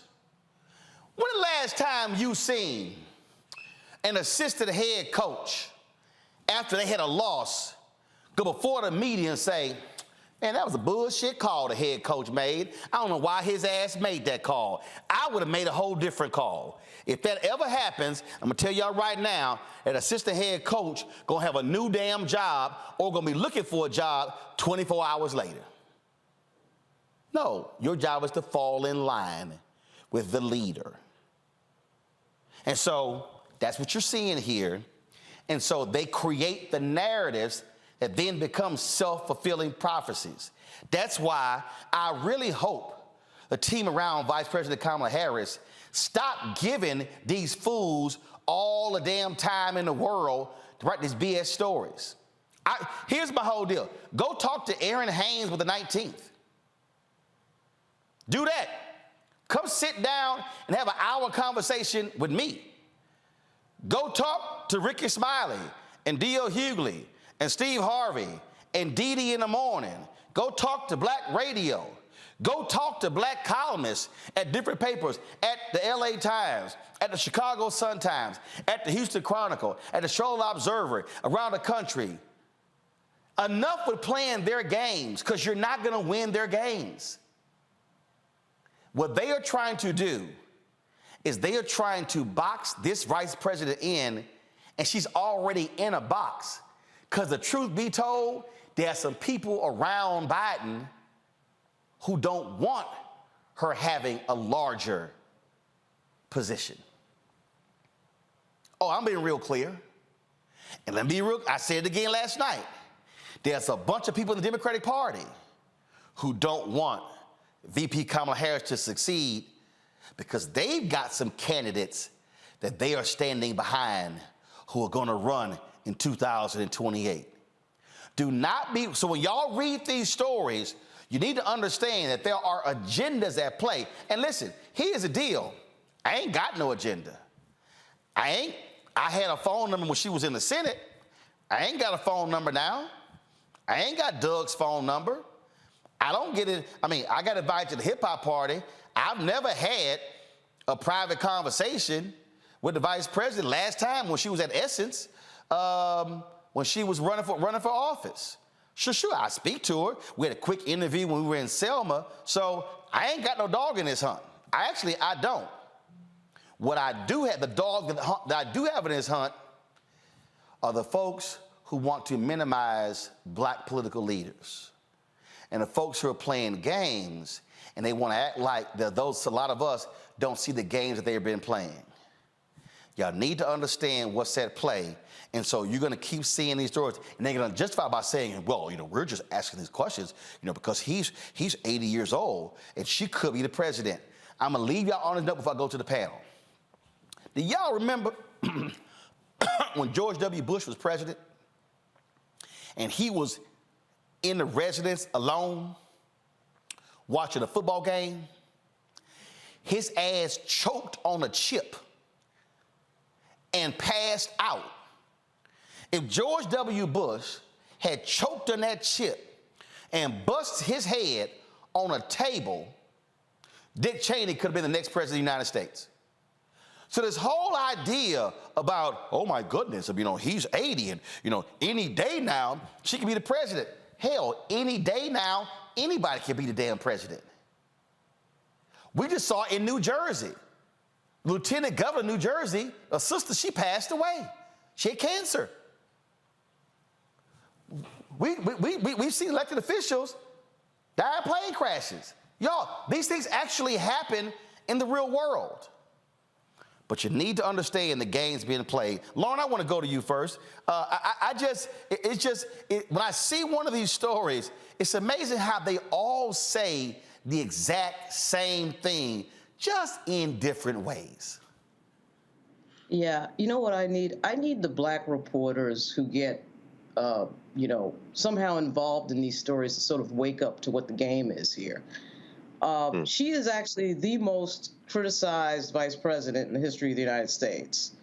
So Astrid Herndon and Zolan Cano-Youngs and these people who always end up being the face of these pieces, they need to wake up to the bigger game, which is you work for a news organization that has no history, whether it's the Washington Post, the New York Times, or the Atlantic, it doesn't matter, has no history of writing positive things about black elected officials. That's not what the history of the press has been in this country at any point. Okay, it's never happened, right? We've never had a Democratic Party that's championed black elected officials. That's never happened. When Barack Obama ran, he was made fun of by the Clintons. He should be serving me drinks. This is nonsense. He had to fight through the Democratic Party. He had to fight through the Clintons. He had to fight through the entire establishment, set up his entirely separate organization because he couldn't trust the DNC, right?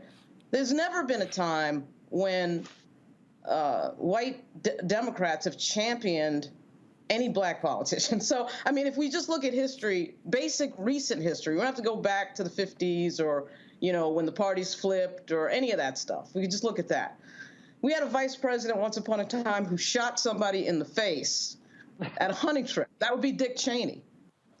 To my knowledge, Kamala Harris has never done anything that crazy, right? We've had, vice presidents named Spiro Agnew who were later indicted. And yet we sit here talking about Kamala Harris, and you can see this theme and this narrative, which is clearly being built by some of the allies of the president. There's nobody that can convince me that this is not coming from the White House, because she is a threat to, when you have an 80-something-year-old president around who's stumbling over his words every now and then, even though I think he's done a very good job, Joe Biden, there's just the reality that he is getting older, and we've got this consequential historic election coming up where we have a guy that is talking openly about dismantling our entire democracy and the entire federal system. So this Kamala Harris discussion is huge in so many ways, but the idea that, you know, you have black reporters who somehow can't figure out that what they're doing is somehow related to the game, the bigger game, which is that you have a lot of white Democrats out there who don't want to see anybody black in power. And she's the first female vice president. Yeah, let's just be clear. We saw this, by the way, with Hillary Clinton. So when Hillary Clinton ran, there was all this sexism around Hillary Clinton. She was treated completely differently by the press. So you know, if you see it with a white woman, you're going to see it with a black woman. Got it. And obviously, you know, we see this across the country. It's not just on this game. This is the big game. This is the presidency of the United States. Mignon, here's the deal. Here's a piece by a writer with The Atlantic who interviewed the other writer with The Atlantic who wrote the story on Vice President Kamala Harris. Here's why I'm laughing, okay? First of all, the headline's called Kamala Harris is trying to change the narrative, okay? That's what the headline is, okay? This is why I find this to be hilarious, okay? I'm gonna read the first paragraph. First paragraph. Since taking office, Vice President Kamala Harris has struggled to communicate her vision and the nature of her role to both the press and the public.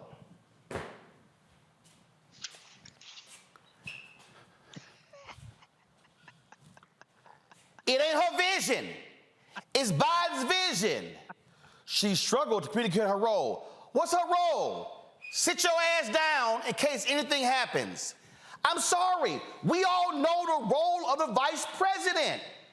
Did nobody ask, we asked shit for 8 years. What Joe doing? Where Joe going? What Joe up to? Nobody asked them questions because he wasn't the president. Right. Go ahead. Yeah, so there's something that's underplayed, I think, here, which is, yes, we're talking about a black woman, but we're also, so you were talking about New York Times, Atlantic. I might have to cancel my subscription to Atlantic now because this is kind of pissing me off. But they have a very specific audience, right? These are more highly educated or educated white people, oftentimes liberals, right? That's getting this information, okay?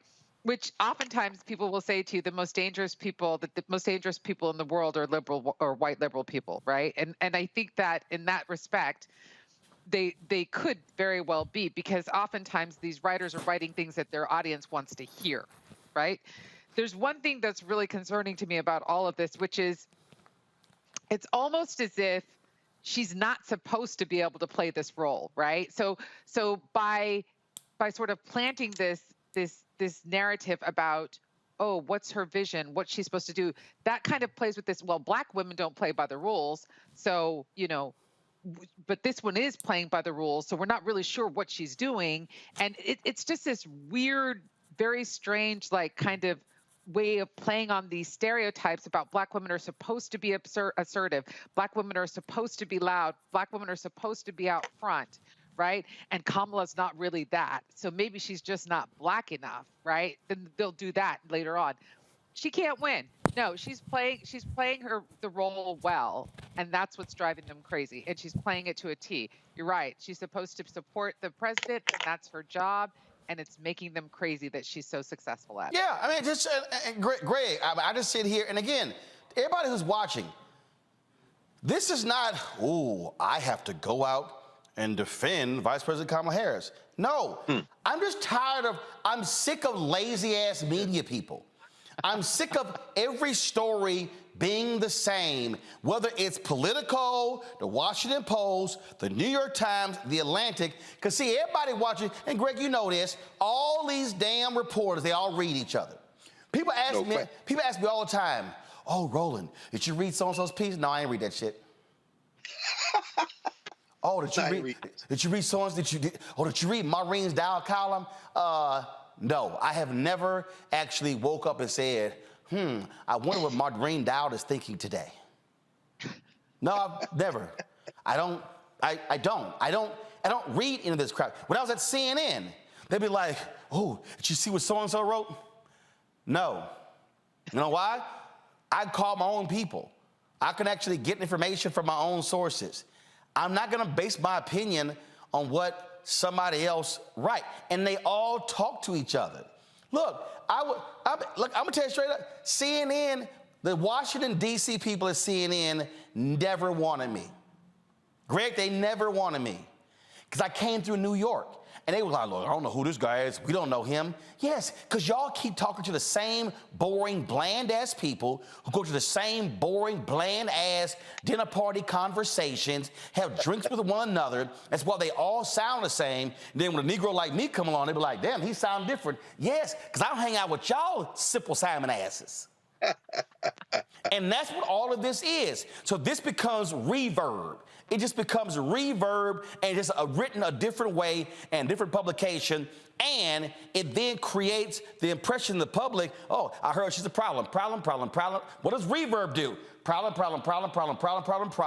Has a direct impact on ratings. So then, to Mignon's point, you got these white Democrats and they whole deal and they drama. Then you got Republicans who are attacking her left and right. And let's not forget, when she ran for president, she was the target of more Russian trolls than any other candidate. To Lauren's point, Greg, somebody's like, you know what? That's a threat. Oh, absolutely. Yeah, absolutely. I mean, Roland, you know, and I've been a subscriber to the New York Times for about 30 years, and I read the paper every day. I mean, I will admit that, you know, Paul Krugman is probably the one who I've looked most at consistently. David Brooks just makes me laugh out loud with his ridiculous worldview. And the Times has tried to move. They were never a left paper, contrary to what people might think. And now they got Brett Stevens in the rotation with his silliness from time to time, trying to pair him with liberal columnists over the years. But, I mean, you know, Lauren has laid it out, and she named it. You know, this is her bailiwick. So when you talk about a cat like a Steve Herndon, he trying to get put on. That long-ass article that the white dude is basically giving a preview to that dropped on the 10th is for the New York Times Magazine. So it's going to run on Sunday in the print edition, and, you know, I'll read it again. I mean, I've read it already. It dropped on the 10th. But let's be very clear. What you said, Roland, is all that people need to know to understand what's going on here. I don't know whether it's the governor of New York, whether it's just the Biden people. Hell, I don't want to sound like Beer Kavanaugh and blame the Clintons, but let's not forget Maggie Haberman wedding up to Trump, and back in the day, Judith Miller with the Iraq War. The New York Times is damn near unreadable at this point, particularly given the events of the last week in the so-called Middle East. I mean, at this point, it's pure propaganda. And when you start, I don't want to sound like Noam Chomsky on this either, but in the case of a Steve Herndon, hey, let me be very careful, because some of these people are my friends. Not this dude, but I'm saying that the New York Times has a kind, and the New York Times not alone. As you say, I mean, as you say, Mignon, it could be the Atlantic, it could be the New Yorker. You know, they're very careful on who they curate, and they know that they can't keep running out these same white boys and white girls all the time. So at this point, they've got a bench of black folk who are younger, who are ambitious, who are willing to do the hit pieces. And a Steve Herndon, who claims he interviewed 75 people for this and talked to the vice president one time, and they canceled the second interview, and he lets the world know it in the end of his long-ass article, he's getting dragged for filth on social media about that article by people who were at some of the same events he's reporting on in there to say that people weren't enthusiastic. White reporters are saying, I was at that same event, and that's a lie. He's catching hell on social media, but let's be clear.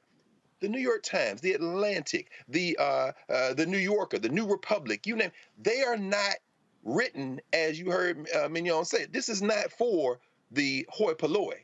It ain't for hoi polloi. It ain't for the people.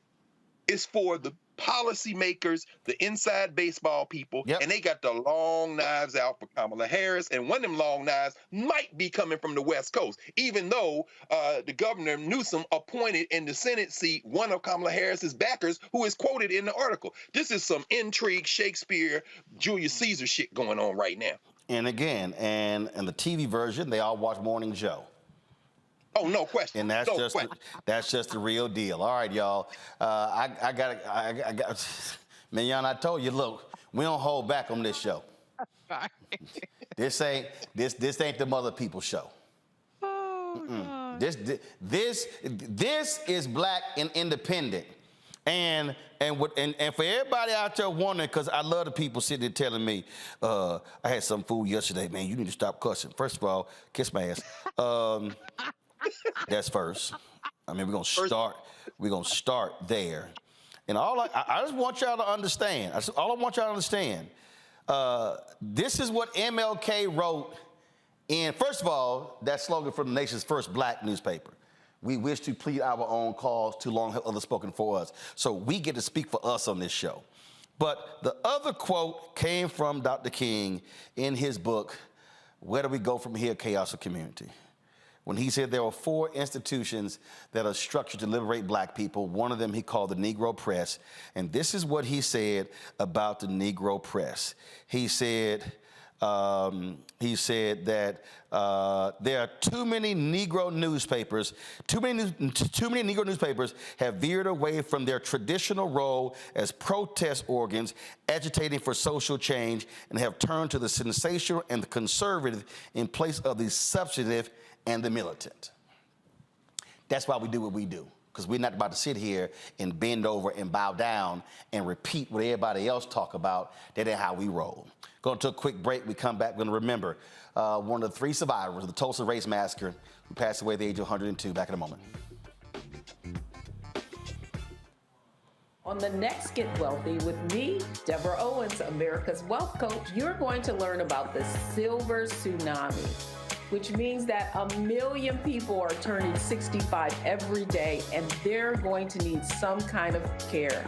You're going to meet 2 sisters whose situation with their own family led them to start a business in this industry, and now they're showing others. This is our passion, our mission, our purpose, our ministry. That's right here on Get Wealthy, only on Black Star Network.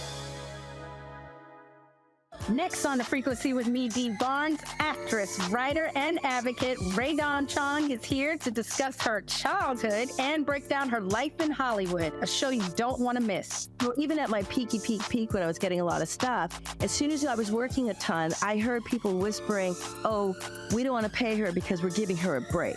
Only on The Frequency on the Black Star Network. When you talk about blackness and what happens in black culture, we're about covering these things that matter to us, speaking to our issues and concerns. This is a genuine people-powered movement. There's a lot of stuff that we're not getting. You get it, and you spread the word. We wish to plead our own cause.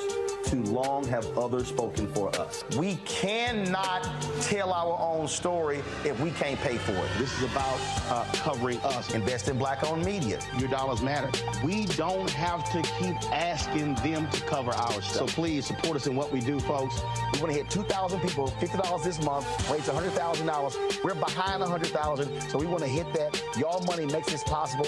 Checks and money orders go to P.O. Box 57196, Washington, D.C. 20037-0196. The Cash App is $RM Unfiltered. PayPal is R Martin Unfiltered. Venmo is RM Unfiltered. Zelle is roland@rolandsmartin.com. This is Essence Atkins. Mr. Love King of R&B, Raheem Devon. It's me, Sherry Shepard, and you know what you watch. You're watching Roland Martin Unfiltered.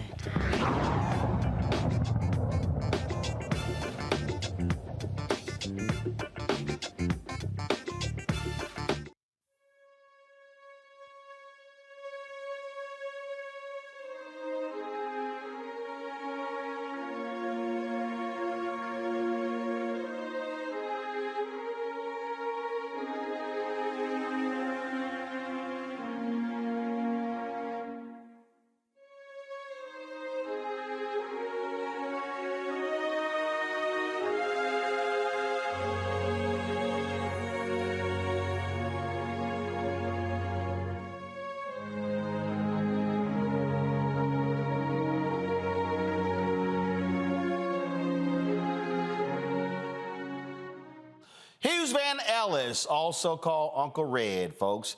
He's one of the three survivors of the Tulsa Race Massacre that took place in 1921. Passed away on Monday at the age of 102. His daughter said he passed away in a VA hospital in Denver, where he had been dealing with cancer that had spread to his brain. Folks, this is a man who went through a lot. He was barely 1 year old when the massacre took place, and also barely surviving. One of the other survivors is his sister, Viola Fletcher. She is 109 years old. And so the two survivors, one is left is 109, 108. This video here is from the parade in Tulsa in 2021 when we were there to commemorate the 100th anniversary of that. And so, first of all, do we have audio? Do we have audio on that, folks? Is that me interviewing him? Okay. All right. So. All right, that's what's going on the video. So, not only that, when I say he was always full of energy, he had no problem going places. Here's a video, folks, with the Tom Joyner Fantastic Voyage Cruise. Y'all, he was always on the cruise. And just so y'all know, this probably was about 2 or 3 o'clock in the morning. I called Tom Joyner on Monday and his son Oscar, and oftentimes here he had his 70-year-old daughters be coming up to Tom and Oscar going, "Do y'all know who my daddy is?" Uncle Red would literally be hiding from his daughters because they would want him to go to the room, and he was like, "Man, forget that. I'm going to the party." Y'all, this is not the only time I had this video, y'all. I'm telling y'all, this happened a lot. I got lots of video of Uncle Red, and here's the deal. When we were on the cruise, we didn't know that he was one of the Tulsa survivors. We didn't know this. What happened, we didn't. What happened was when we were in Tulsa, and that's when we saw that parade video. What happened was, I was sitting here and I said, "Wait a minute, that's the brother from the cruise." And I went up to him, and actually we shot a video. Pull that video up. We shot a video, and I sent this video, now not that video, the video of me interviewing him. We sent a video where I interviewed, don't go to that video, I'll kill that one. We sent a video, I sent a video of the Tom Joyner, and Red was like, "Oh yeah, I'm gonna be at the next cruise. I'm gonna be there." In fact, I'm gonna see if I can find it, because I sent the video to Tom and to Oscar. Do y'all have that video? It was absolutely hilarious, y'all. It was absolutely hilarious. I mean, he was full of life. He was always, he was going to be at the party. He was going to be in the mix where everything was going on. And of course, all these years, he was an ardent advocate, fighting on behalf, trying to get the reparations for what took place. He testified before Congress as well. And he was always there. And this man, again, lived his life to the fullest. I'm gonna play this video in just 1 second. Pull my iPad up, please, the audio. I'm gonna play this video once it finishes loading. And I went over to him and I was like, "Wait a minute, I said, you Red from the cruise?" He's like, "That's right." And so this was the video, y'all, that I sent to Tom Joyner. All right, go ahead. I'm gonna see this. Go ahead and talk. Dude. Say something to Tom. I'm gonna send this video to him. Tom, you on the cruise. I'll see you November 6th. All right. I'll be there. Dancing. Dancing. With all the women on the cruise. With all the women on the cruise. The sisters used to love Uncle Red on the cruise. It was always 4 or 5 surrounding him.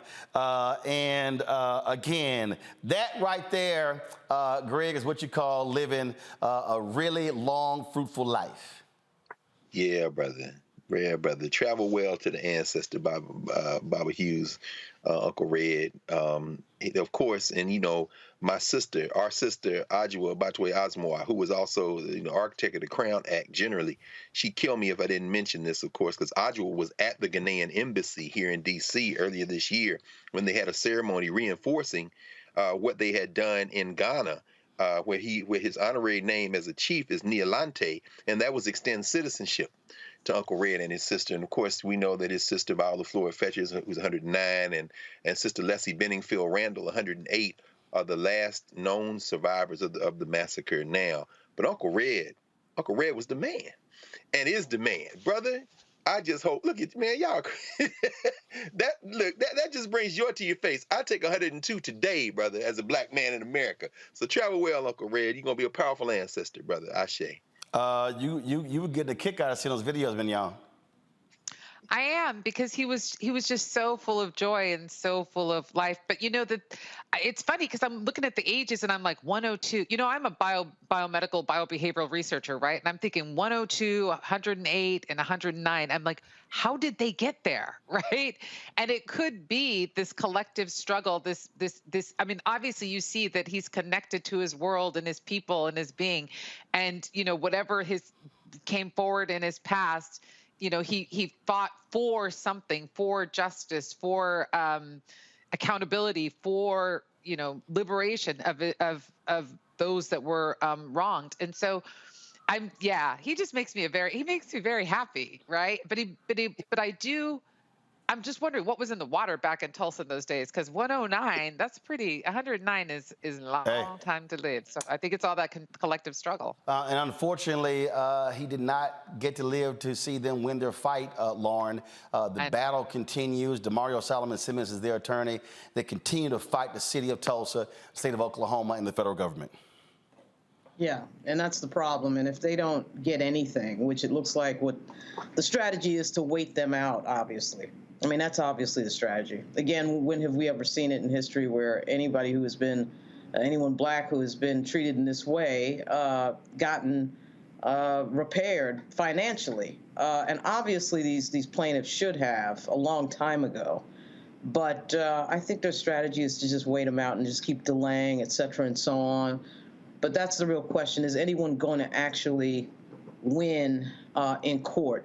Obviously, we're rooting for DeMario, and I think he's done a great job. But it's incredible to me that something so clearly wrong, and we can see it from a distance, and they love to have their little commemorations and their little discussions and all that, but nobody's allocating any money. That's a huge problem. Indeed. In a second, we're going to play the interview that I did with Uncle Red and his sister Viola to end the show. But I got to go to this quick breaking news here. The Republican conference is a total mess. Congressman Steve Scalise has withdrawn his name to be Speaker of the House. They had a meeting tonight, and he did not get the votes to become the next Speaker. Good. And his quote says, "Our conference still has to come together, and we're not there. There are still some people that have their own agendas." So Mignon, after they bounced Kevin McCarthy, they threw around Jim Jordan and Steve Scalise. Folks thought they were rallying behind Steve Scalise. That didn't happen. Now he's now withdrawing from the race. Now they got to figure out how they're going to get the 218 votes. And then you got people saying, what the hell? They're trying to give more support to Israel, trying to give more support to the Ukraine. A lot of work to get done. And these idiots can't even figure out how to elect somebody. And Hakeem Jeffries is sitting over there just chilling, looking like Bill Duke in the police interrogation room in Menace to Society. Right. Hakeem Jeffries is just eating popcorn in the corner. He's just watching the show and eating popcorn in the corner. Lauren, what do you make of this mess? Well, we have a completely dysfunctional political party, a completely dysfunctional major political party. And in the House, they want the MAGA Republicans to run things, and this is how they run things. They don't believe in government. They're here to dismantle everybody else's ideas, and they don't have any ideas. And, Jeffries actually is the one with the most votes right now, which is 212. I can't wait to see all the think pieces that are going to ask why the Republicans don't just support Jeffries for the, quote, good of the country, like we saw with regard to this idea that everybody should have voted for McCarthy, that Democrats should have voted for McCarthy because these Republicans can't get their act together. The party right now, the Republican Party, the modern Republican Party, stands for absolutely nothing. And that is why they can't even elect their own leadership. They want to, quote, own the libs and press people on Fox News and do absolutely no governance. And that is why we're seeing what we're seeing. Greg? No, I agree. And Lauren just said it. In fact, it's already trending. It's been trending over the last couple of hours in social media, certainly on the app formerly known as Twitter, the hashtag 5Republicans, because that would give Hakeem Jeffries 217. But I tell you, Roland, I mean, you think about that earlier story you covered on the Alexander versus South Carolina Angela MCP. You know, is this Jim Jordan? I mean, there's nobody can reach 217, but Tom Cole. The fact, I mean, well, I mean, yeah, exactly. This is insane. Here's the reality: the Republicans are going to need Democratic votes to pick a leader, and so here's what Democratic Minority Leader Jeffries has actually said. He said, "Hey, we're ready to deal. If y'all change the rules to allow a bipartisan bill to go to the floor and bypass committees, we'll support a bridge candidate." But what they're saying is, if y'all want to still be hard asses, we ain't releasing a single vote. So they're extracting power. That is a very smart move, because they're saying, because again, without Democrats, it's 8 to 10 hardcore Republicans who ain't voting for anybody unless they are Matt Gaetz or whatever. But and so, who can you trust? Jeffrey should get out of the way and let it burn. Let it burn. We've got an election in Virginia in 26 days. And Virginia's election is going to answer a lot of questions. This is the Republican Party. Let the voters see exactly what this Republican Party is and what their governance means in real time. They can't even pick a speaker. They can't even pick a speaker of the House. This hasn't happened in like 100 years. Because that's how dysfunctional they are. That's how crazy they are. Let the voters see it. Let the voters in Virginia see it. Let the voters next year see it. And Jen Kiggins, by the way, whose seat is in the balance next year, let's hear from her.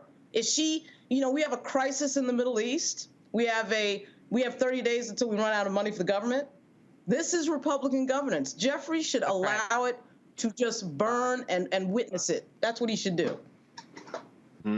All right, folks. Bedyan, Greg, and Lauren, we really appreciate y'all being on the panel. Thank you so very much. Folks, we're going to close out the show with an interview that I did with Uncle Red and his sister Viola 2 years ago at the 100th commemoration of the Tulsa Race Massacre in Tulsa, Oklahoma. Here's that conversation. I'll see you guys tomorrow. Actual anniversary. The massacre started after sundown on this day and went through sunrise. And so on this day, we wanted you to hear from two of the survivors. One of them is 107 years old. She was a 7-year-old girl when all of this happened. The other, he was only 6 months old. They are two of the three survivors. They are brothers and sisters.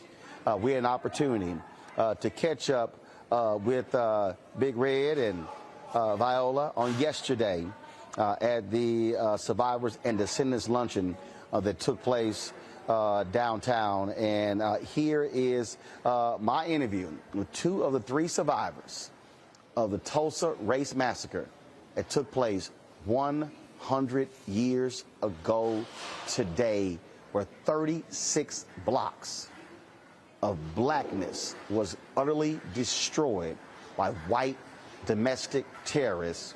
Listen to their conversation.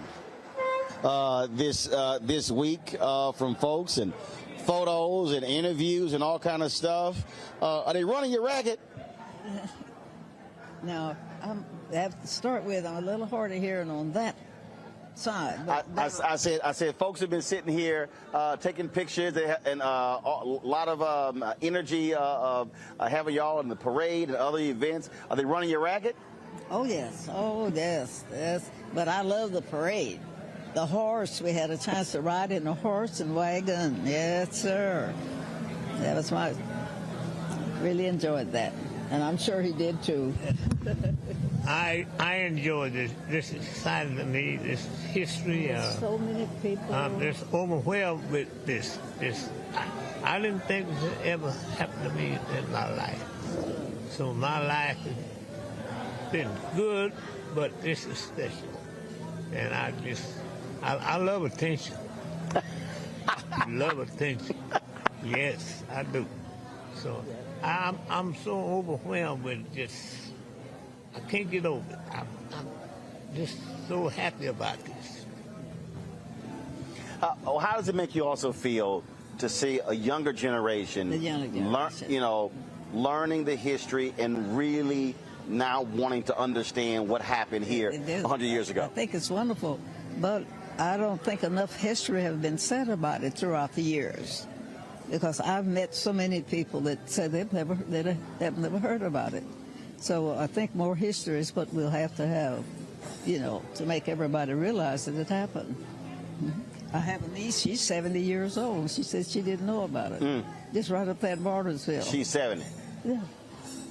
So I hope more history, and every year have a little celebration like this. It would be not this big. Oh, this is too big, but you should always, recognize it. No, I say have one every year, make it bigger. Yeah, make it bigger.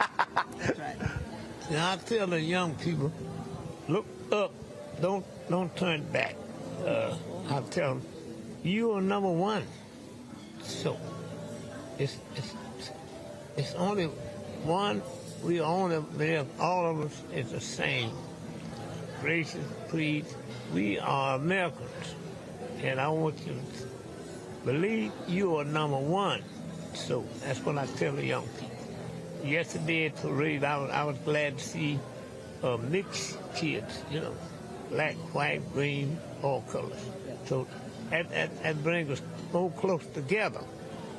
We are only one. That's all we got. My nephew out there, Ike, he said, Uncle Red, tell him what it's all about. You are number one. We are Americans, all of us. So I want to be treated like America. See, I want justice. That's what I'm looking for. So many people got a chance to listen to y'all's testimony before Congress. And I must say, to listen to you speak, talking about remembering what happened and painting a picture of that night, of the terror, was just so hard to listen to. Yeah. And folks don't understand the pain and agony that black folks have had to experience in this country. I know that we still have some of that pain and action. Like, I don't sleep all night, and the darkness and any little sound, all these years later. Oh, sure, every day. Why not? Every time of day that it happens, look like you think about it. It's something that'll never pass with me. No, sir. Describe for folks what that community looked like and felt like, and what it was like. Just the folks that I saw was falling, being shot and killed and bleeding, houses burning, and smell smoke and seeing fire and heard airplanes raining, and just a rumor, and it's wondering how you had to be gathered up and moved out of the community. My parents was told to save our lives. So that's the part that I can remember hearing.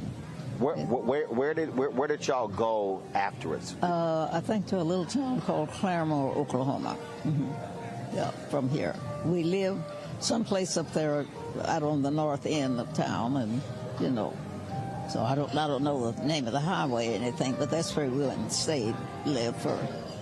And that was the pleasure of me in the parade today, is have a chance to ride in drawn by a horse. I don't know what was the name of the wagon we rode in. But it was real nice. I thought that was really nice, to represent because I think then most people was using horse and wagons, and because my family didn't own a car, and that was our way of transportation. Yeah. How old were you when the massacre happened? 6 months old. Only 6 months old. So I was born January 11, 21. That happened in June. So where did your family, after the massacre happened, did your family stay here? Did they flee? Where did they go? Well, we all were together. That's my sister there. We all went to Got you. I'm sorry. Yeah. We went to Claremont, Oklahoma, just like my sister. Now, how far is that from here? I have no idea. Quite a while. It took quite a while to get there with a horse and wagon, you know. So you go there. Now, how long did y'all live there? And did you return back? Not to Tulsa then. No. My parents were sharecroppers, and you know, you probably know about or heard about how we didn't plant the harvest when we would have to do it, and that was his way of making a living for us. Now, as I've said, I never did see any money exchange, but the way of living, of housing and food is what to receive for that kind of service. Was it hard for you growing up in Greenwood, having that experience, and seeing it destroyed and never been able to come back? Well, later in years I did, but not until I was a teenager. So then with the family, and then, as I said, when we left there, that type of work, we didn't have a chance to attend school, the full school term, because if it was summer, you had to plant the crop, or in the winter, you had to harvest the crop. So we wasn't able to go to school. So by all of my family, we got a very little schooling. And that is a part of life that I miss so much, too. Yeah. Now, you go into the U.S. Armed Services, and this is the thing that we always talk about. Black folks loved America more than America loved black folks. That's right. And so to fight for a nation knowing full well what it did to your family and your community. It was a segregated army. It was a black army and a white army. Well, it was. We had two black officers, a first lieutenant and a second lieutenant. The rest of the chaplain was white, the colonel was white, the major was white. And that's what the way it was. And so later on up in the years, you know, they started mixing what we had. It was just like you living at home. You were separated from the other army. But you still served. We still served, though. We still served. Well, may I say, you know, I had two brothers, two sons, and two grandsons in service. So what he's saying, you know, I've heard that 3 different generations of times, and they've served on different terms. And each one of the 3 was with the Army or the Navy, and I've learned from their testimony that it's a life that, well, you just don't. You don't have your idea. You have to do what you're compelled to do. And it was pretty rough on them, really. You have now this reinvigorated emphasis on Greenwood. You have folks talking about emphasizing Black Wall Street in businesses. It's 100 years later. Think in the future. What do you hope 100 years from now Greenwood and Tulsa will be like for African Americans? What do you hope it will be? I hope it's being able to get back to normal like it was before. But it's going to be some help, because if everything that our race owned then, they should be reimbursed for it before Greenwood can get back like it was. But now, maybe it might be different, but that's my thought about it. What do you hope for 100 years from now Greenwood will look like? I hope that we'll get back like it was. That people own their own business, their own jewelry stores, their own banks, funeral homes, police stations, tailor shops. They work hard to get that. They wanted the people in Oklahoma didn't lend them the money. They had to go to different states to get that money to build that business. I'd like to see that. I'd like to see that again. Now, I got to ask you this. Now, I've met him before coming here. How you let this man go on the Tom Joyner cruise every year dancing with all those young women? I got video of him on the dance floor late at night having a good time. I think I was president at that time. I've been with them. You got a plan. You don't have to have a lot of money. You plan it for years, then you decide what you want to do. You save a few dollars every month, and when time to come to go, you can go. Yeah, well, I went with him, and I think I was with him during that time when he was dancing. But they invited me. 99. Yeah. She was 99 years old when she went on. Yeah. Well, it was about 1 o'clock in the morning when I ran into him at the party. Oh, really? Oh, yeah. He was out late. Yeah. Oh, that's it. You see, when I went, I had to be pushed in a wheelchair. Tom Joyner and his son would take care of me. They said, where's Dad? Said, we got him.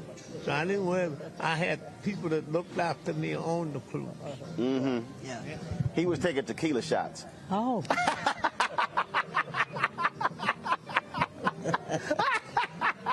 Oh, he was on that dance floor just getting it. Oh, I'm sure. I love life. Huh? I love life. I love people. But he said tequila shots. I had to think twice what the kind of shot that would be.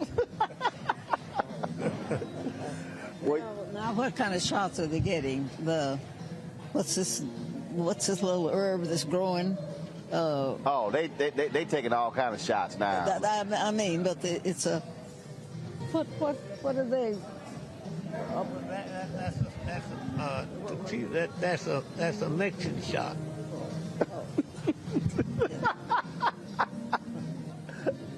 That's my trouble. I can't think sometimes of the next word I want to say.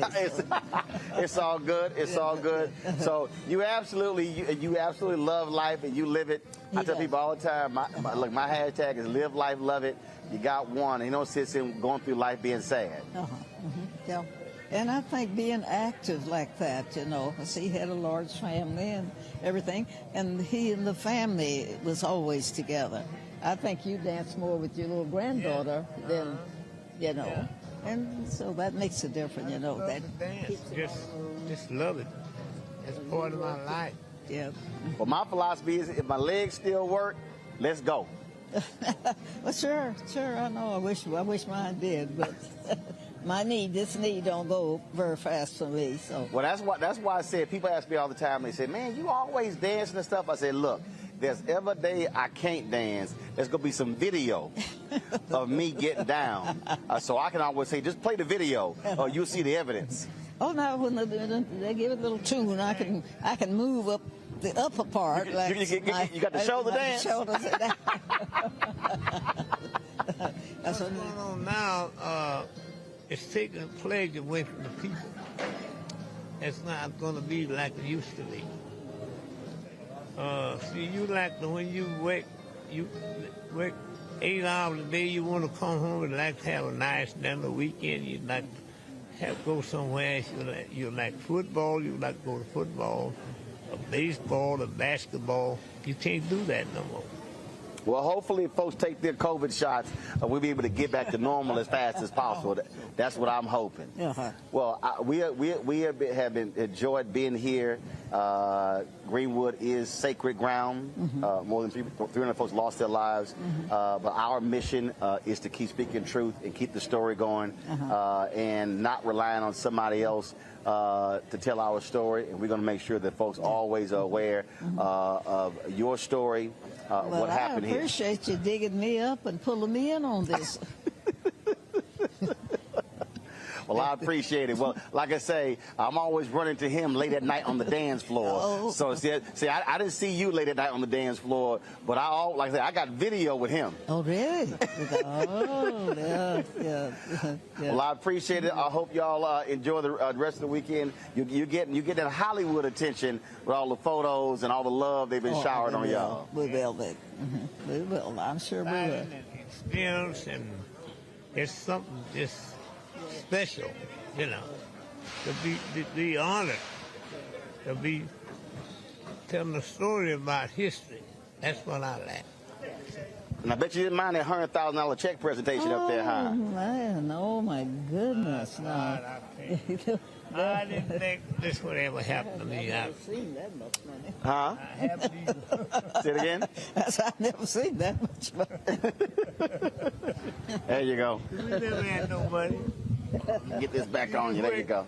I used to work 10 hours, I get 10 cents an hour. 10 hours, $1. Yeah, you know me, I've done the same. So, but this was an honor. I appreciate you folks including us. We've all enjoyed it. At 5 o'clock in the morning and you quit at 5. My grandson, Fraser. Huh? My grandson, Ike. He's Ike's right there, so he's about to come get you. Yeah, well, that's all right. If it wasn't for him, now I couldn't be here, you know. Well, we're glad Ike hooked you up. Oh yeah. Well, that's what I'm depending on now. My children, grandchildren, and great grandchildren. Well, that's what their job. They'll help me. You took care of them. Their job is to take care of you. Whatever that check is, well, we'll all enjoy that. And hopefully have, like I tell them, well, I won't be here much longer to help you all do it, but we're going to have fun. But you're going to enjoy it while you can enjoy it. Well, sure. I mean, there's so many things we need, you know, so just getting things that you need makes you feel better and be able to live longer and be satisfied, and so it's a...